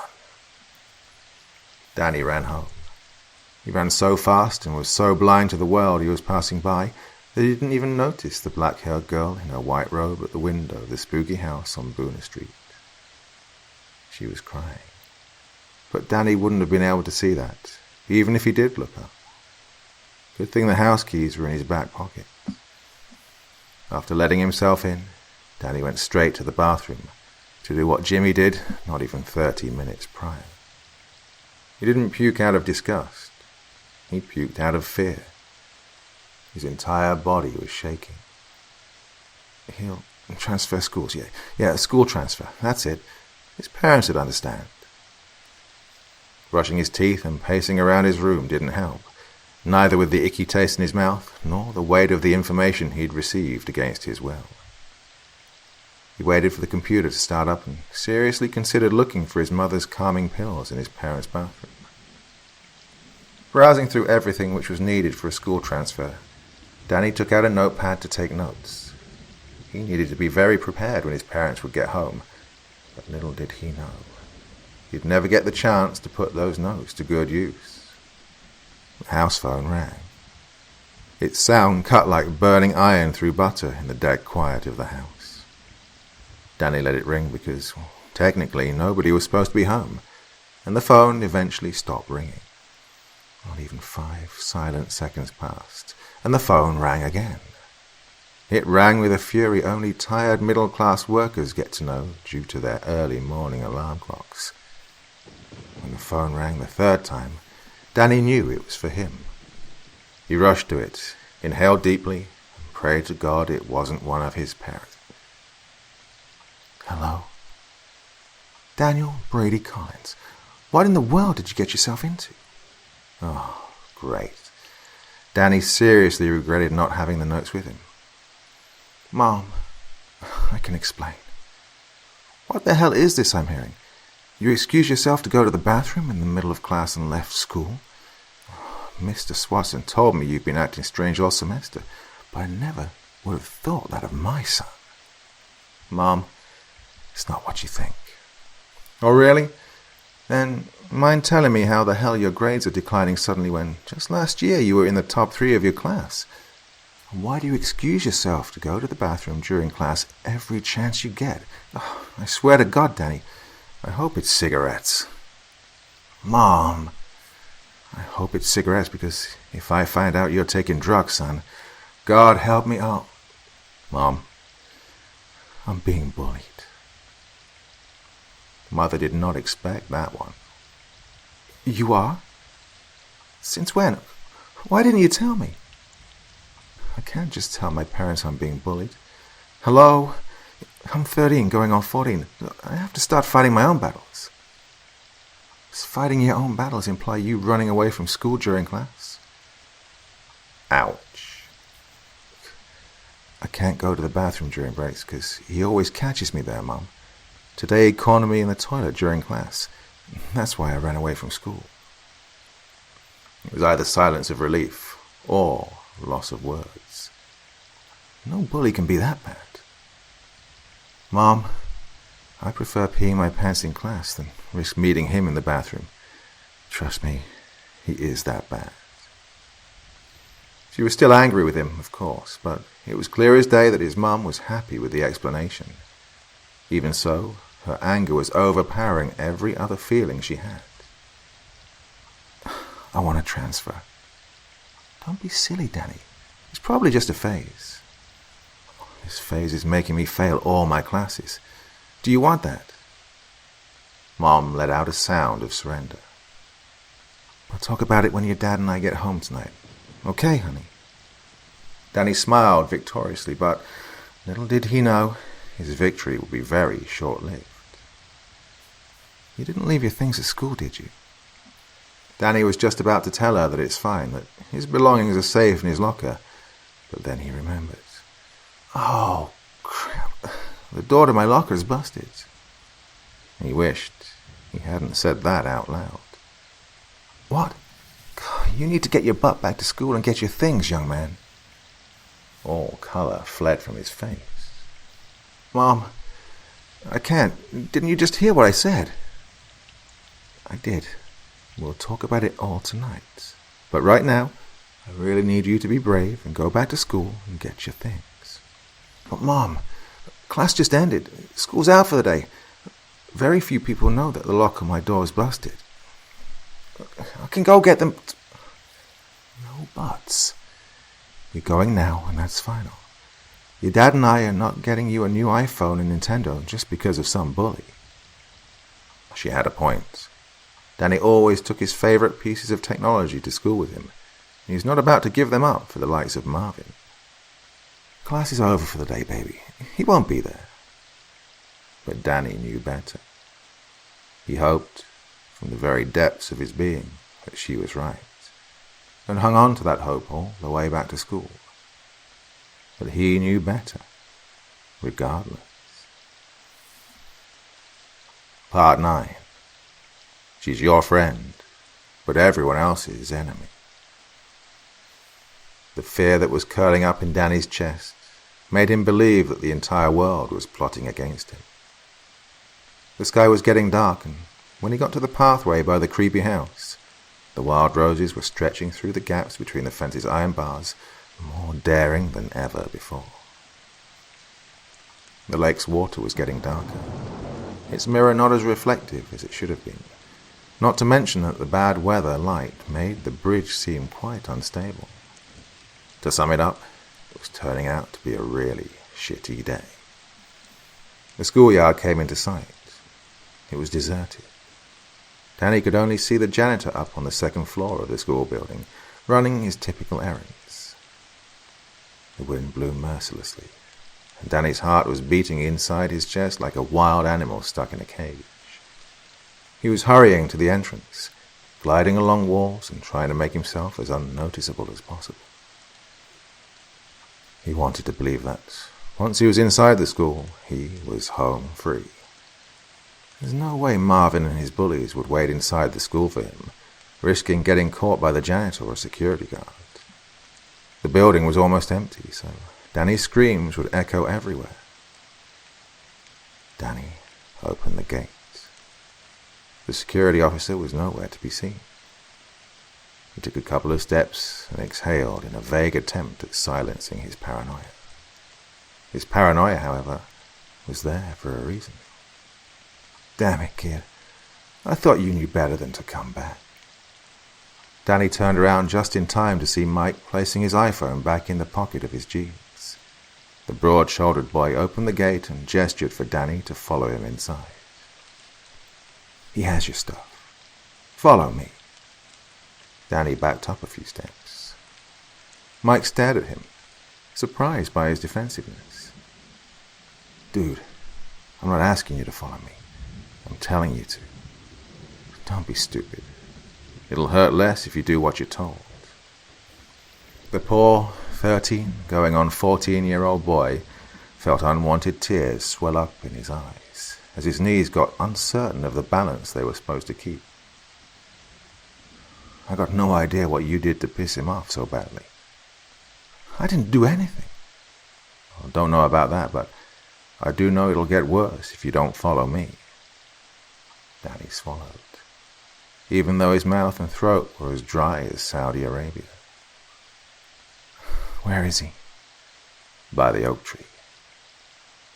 This wasn't bad.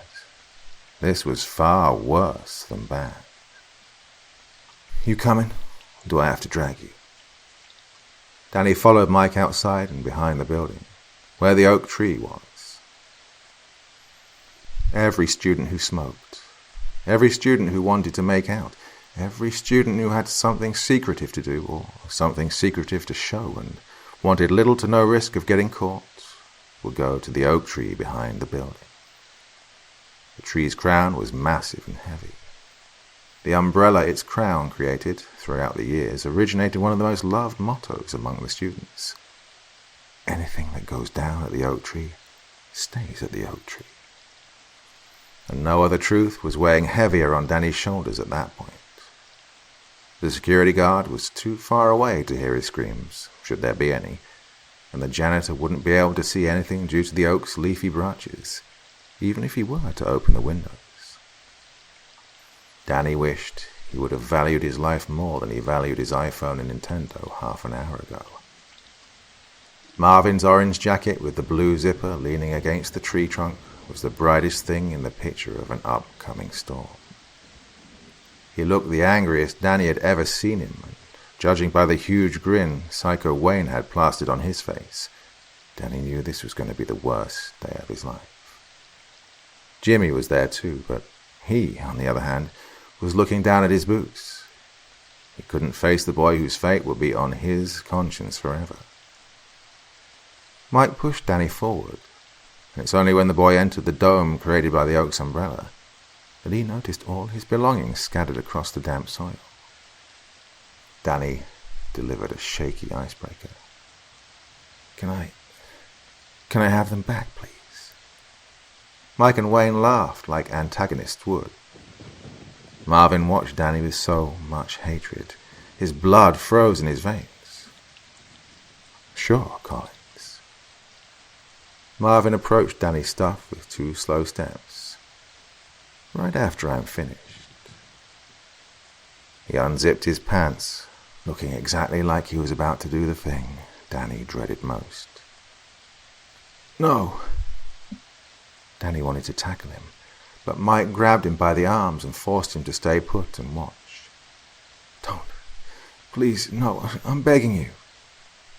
Jimmy looked away, shaking almost as badly as Danny was, and Wayne was laughing like a madman. But Marvin's face was serene.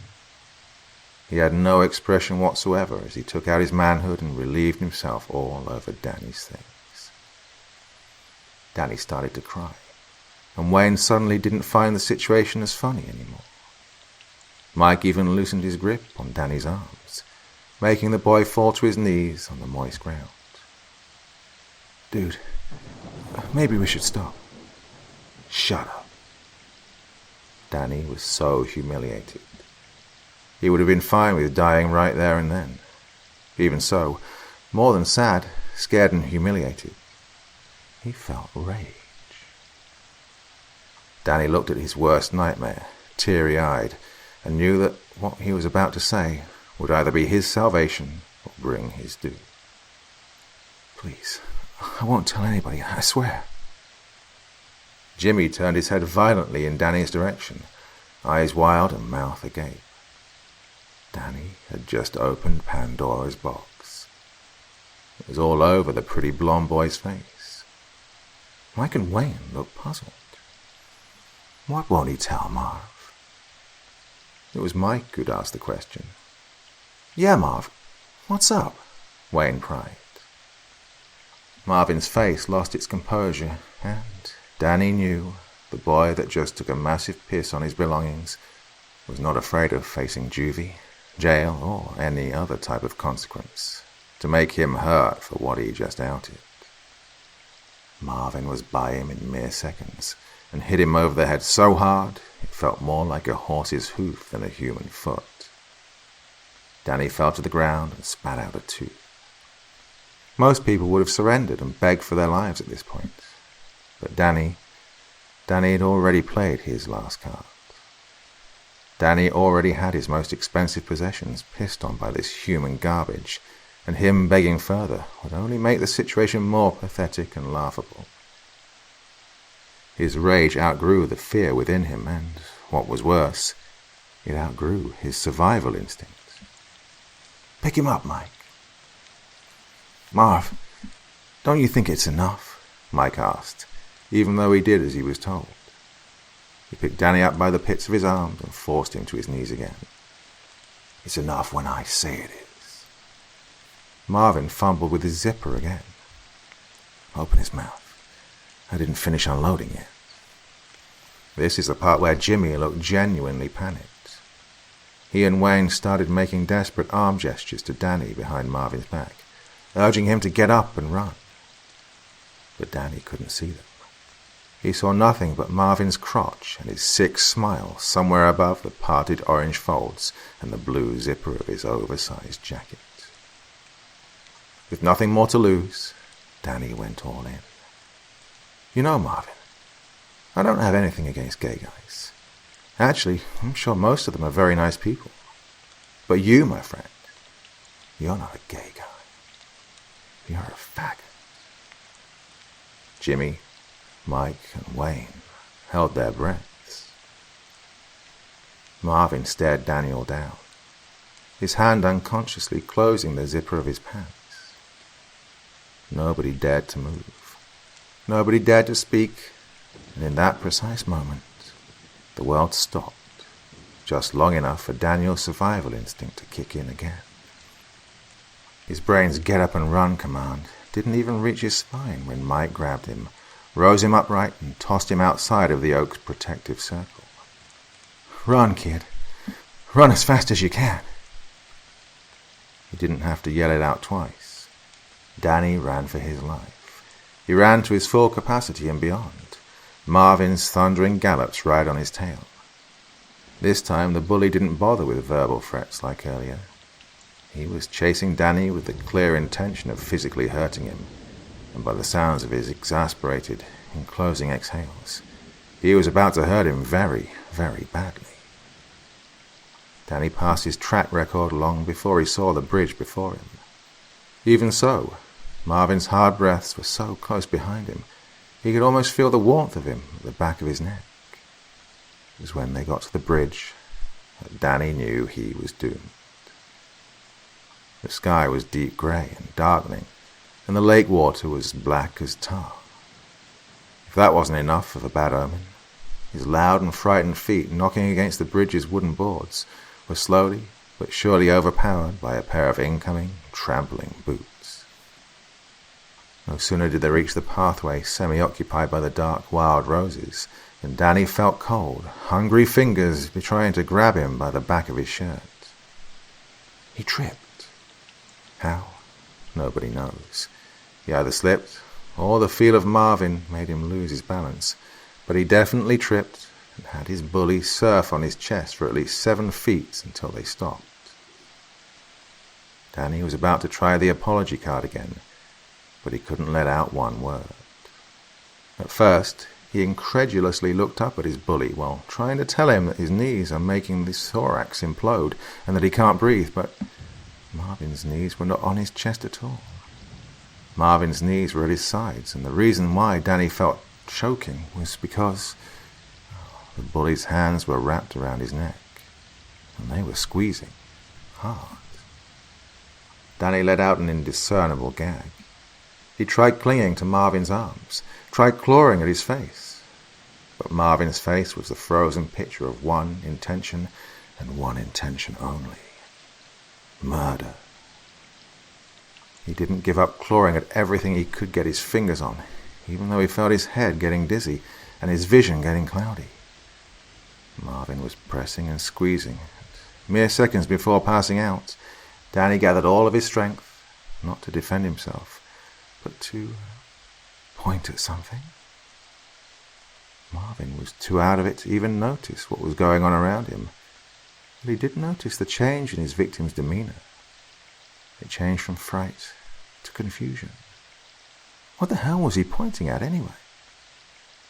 Daniel was pointing at Marvin's heart, or so it seemed. Marvin looked down.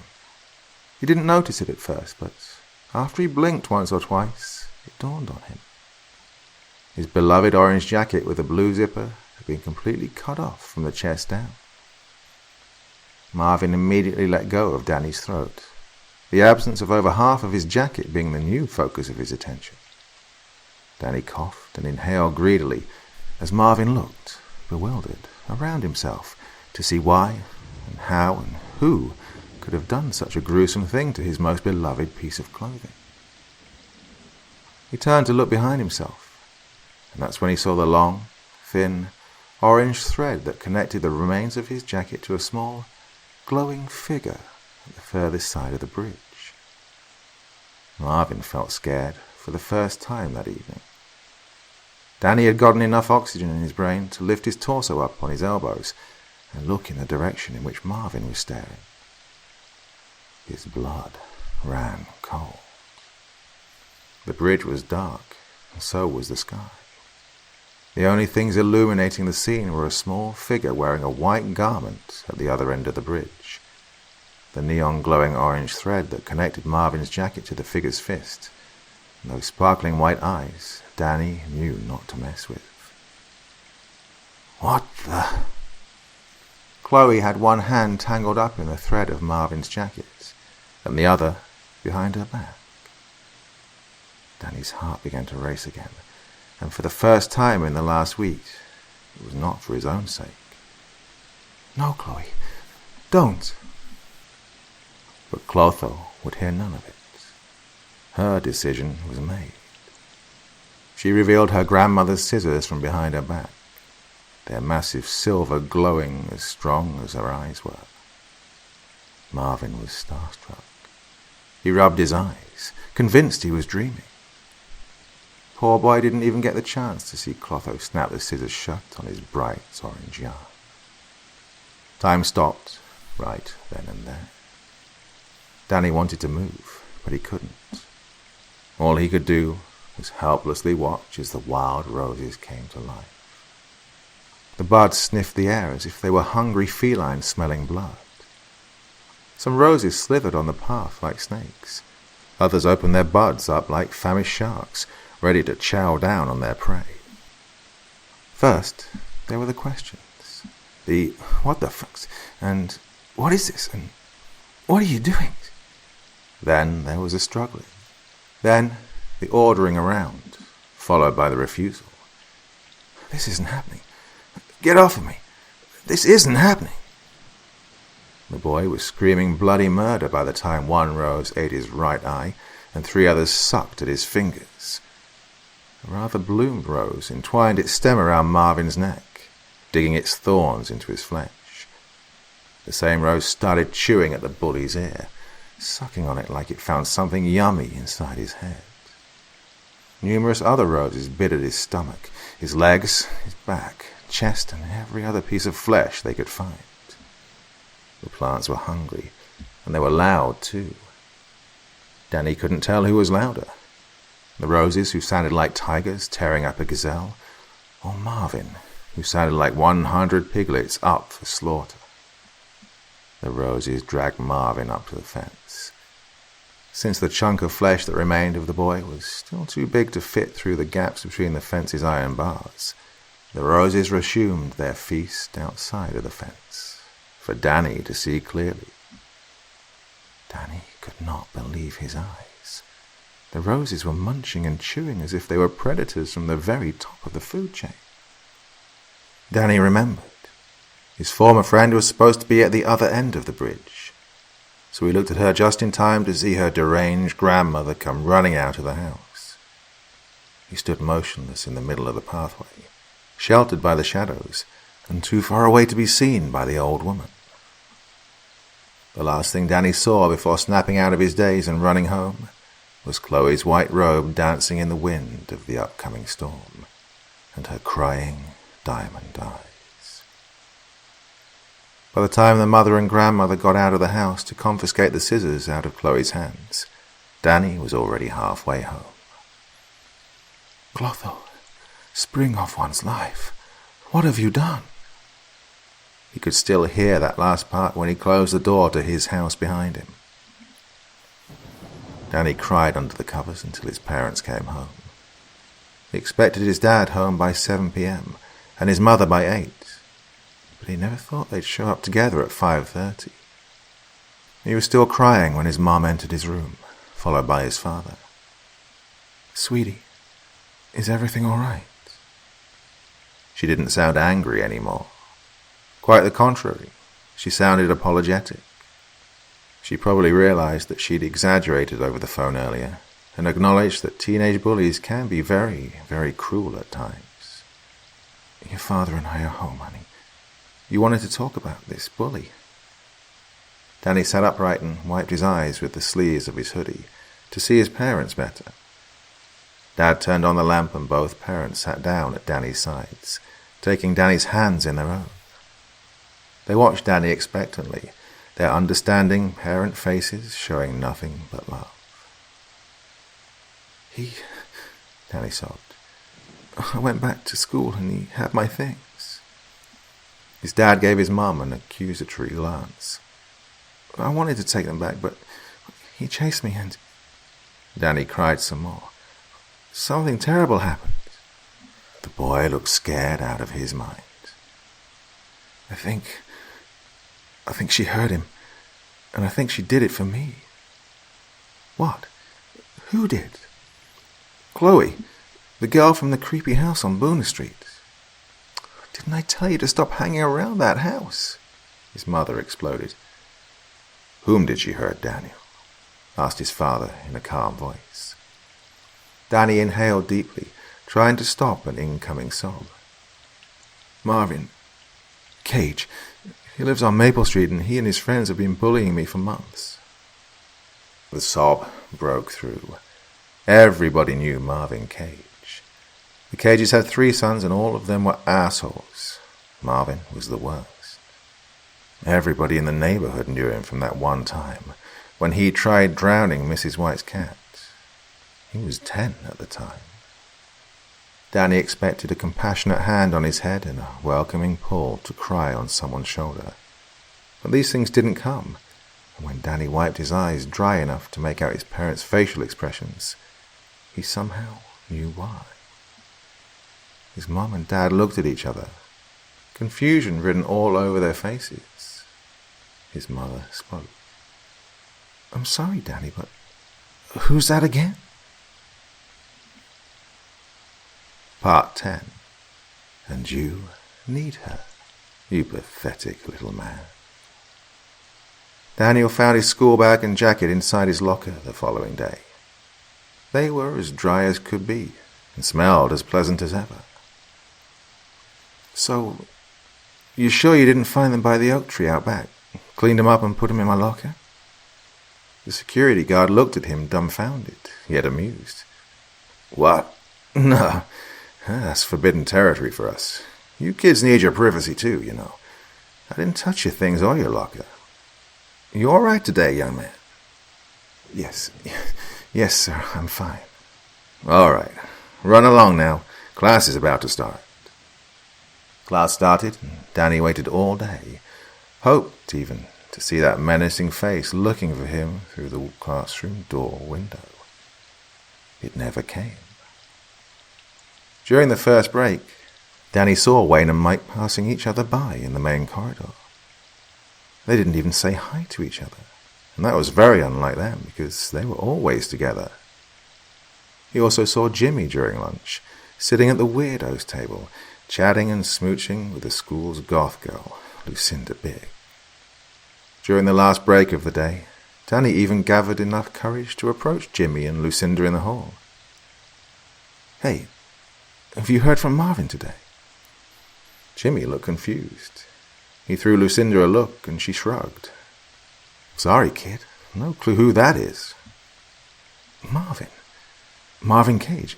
The guy in the orange jacket you always hang out with. Lucinda let out a laugh. You seeing someone behind my back, babe? Jimmy laughed too. If I were, best believe I wouldn't go for a dude. She hit him playfully, and they both giggled. What do you mean, you don't know? I saw you in the boys' bathroom yesterday. You were hiding from him. I saw you puking your guts out in the sink. Jimmy got wide-eyed. You saw me do what? When did this happen exactly? Lucinda asked. During last period, sometime between 2 and 2:30 p.m. The two lovebirds exchanged a quick glance. What's your name, kid? Danny flinched. Daniel. Collins. Danny Collins. Danny, Jimmy and I are in the same classes on Thursdays. He was with me the entire time between 2 and 2:30 p.m. yesterday. Danny began to shiver. Are you all right, kid? Do you need help? Should we call somebody for you? Yeah, you don't look too good. Is this Marvin guy a friend of yours? Jimmy and his girlfriend looked genuinely worried for him. Are you sure you don't know anybody named Marvin Cage? Yep, pretty sure. Danny felt sick to his stomach. Okay. Yeah, that's okay. Look, sorry. Bye. He turned around and went back to class. not catching the part where Jimmy showed his girlfriend that the little man might be a loony. Right after school was over, Danny got his stuff and went home, the long way round. He looked around, hoping from the bottom of his heart to see the glimmer of the bright orange jacket somewhere behind a tree, or in the window of the bar he saw Marvin exit a couple of days before. Danny was desperate. So desperate that he actually realized what he was doing when Bruce Cage, Marvin's father, answered the door. Yeah. Danny saw some resemblance, all right. He looked exactly like Marvin, but with a beer gut and facial hair. Is Marvin home? Who? Danny was so desperate for answers, he would have entered the house and searched for the bully himself. Marvin, your youngest son, is he home? No idea what you're talking about, kid. Wrong house. Slam. Danny had no choice. He ran back to the shortcut. The bridge looked fine and the pathway was as gloomy as ever. There was a slight difference, though. It seemed that someone finally found the time to mend the wild roses that stretched outside the fence. Danny looked up at the house and saw nobody. He crouched next to the fence and started to look around for something, anything that would remind the world of the existence of someone named Marvin. But it wasn't there. He got nothing. His friends didn't know him. His family never knew him. Hell, even the vandalism his stuff suffered vanished into thin air. Everything was as if Marvin never even existed. Danny got up and looked at the house again. More terrified than thankful, he turned around and walked home, that time being the very last time he took the shortcut by the creepy house on Boona Street to or from school. Life went on. Danny had to make up some story for his parents regarding his bully, and they never pestered him about it more than necessary. In time, Danny became Daniel, and Daniel stopped thinking about both Marvin and Chloe in favor of focusing on studying and getting into a good college. As time progressed, Daniel found love. He was doing great for himself. His wife was pregnant with their second child when he quit his job to both invest in a startup company and start his own business. By the time he was in his 40s, Daniel was a pretty wealthy guy and life was very good to him. However, it all started going downhill when his father died. The death in itself was no biggie. Mr. Collins was old and sick, and he wished for death long before the pain became insufferable. Daniel's wife didn't want to go to the funeral, and Daniel never even suspected her reason. He found out by accident, not even a month after it happened. She was having an affair. That's okay, Daniel told both her and himself. No marriage is perfect.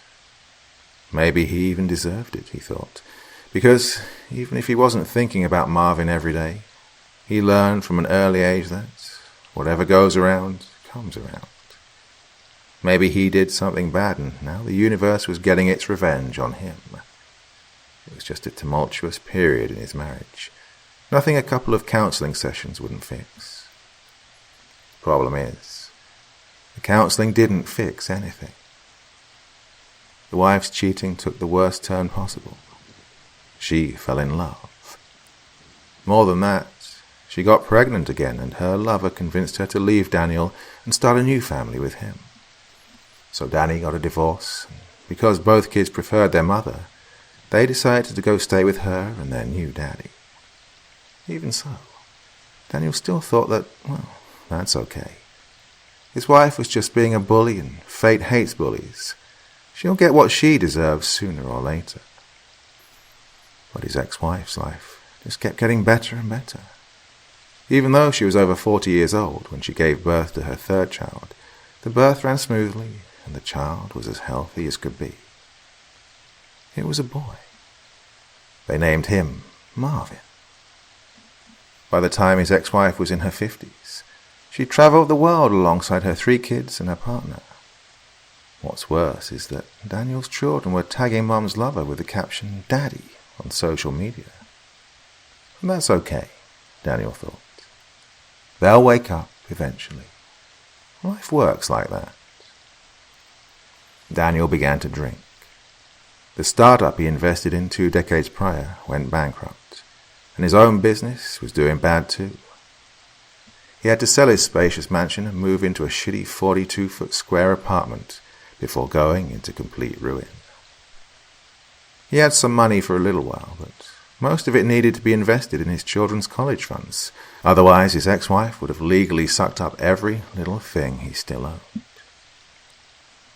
Daniel had nothing left but his daily bottle of happiness, and the reassurance that someday someone will do him justice. But that day never came.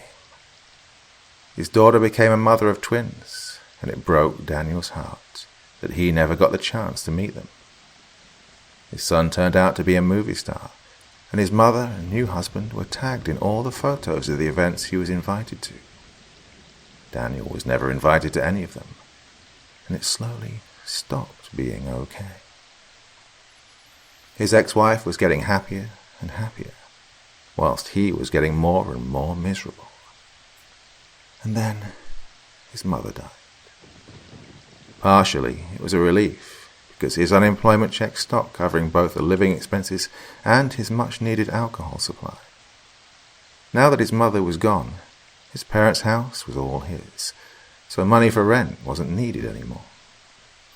He went back to his roots, with the priciest 3 things he still owned: an Armani jacket with torn-up sleeves, a tablet he stole from a cafe while its owner was in the bathroom, and a beat-up Volvo he got as a gift from his 80-year-old neighbor out of pity.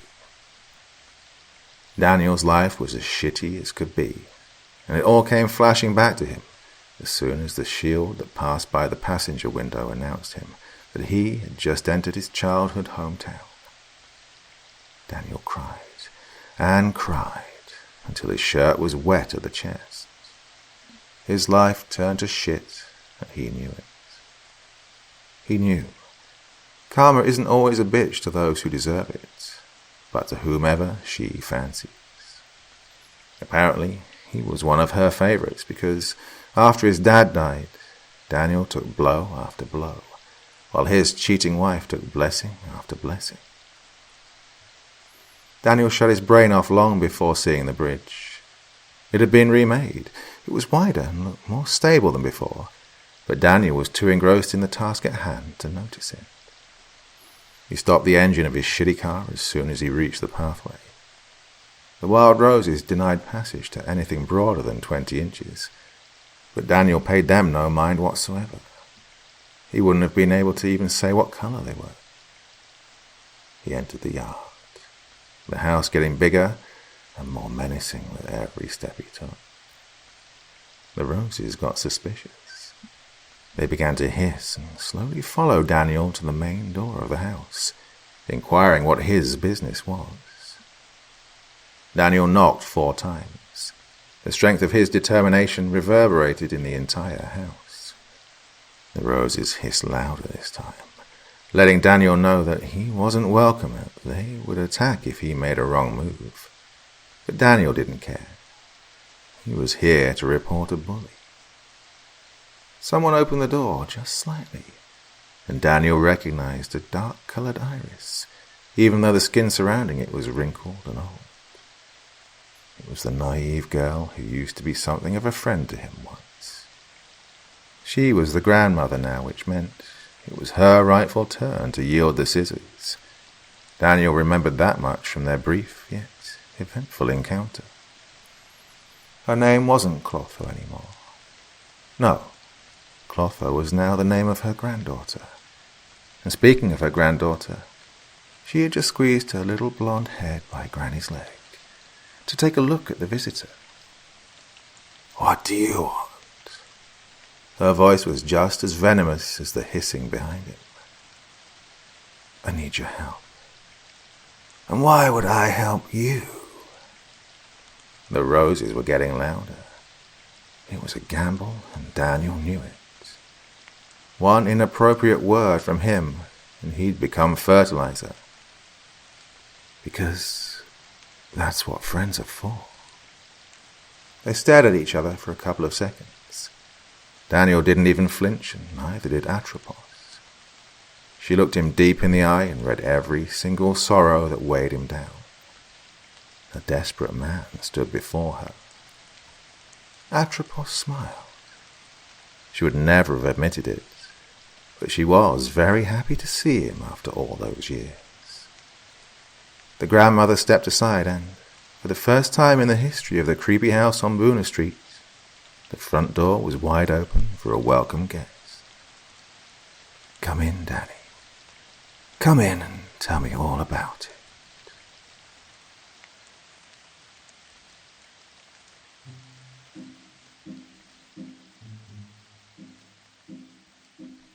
Thank you so much for taking the time to listen to this story today. Really means a lot to me and to the author of the story, of course. Well, if you want to know more about me, I'm pretty much everywhere on social media. You can find me on Facebook, Twitter, Instagram. You can download my music on SoundCloud. I've got a Patreon if you feel like throwing me $1 or $2. Very much appreciated. And of course, on Reddit, I have a place where you can leave stories if you want me to read one that you've written. Well, hoping to see you all again very soon. Till then, sweet dreams. Bye-bye.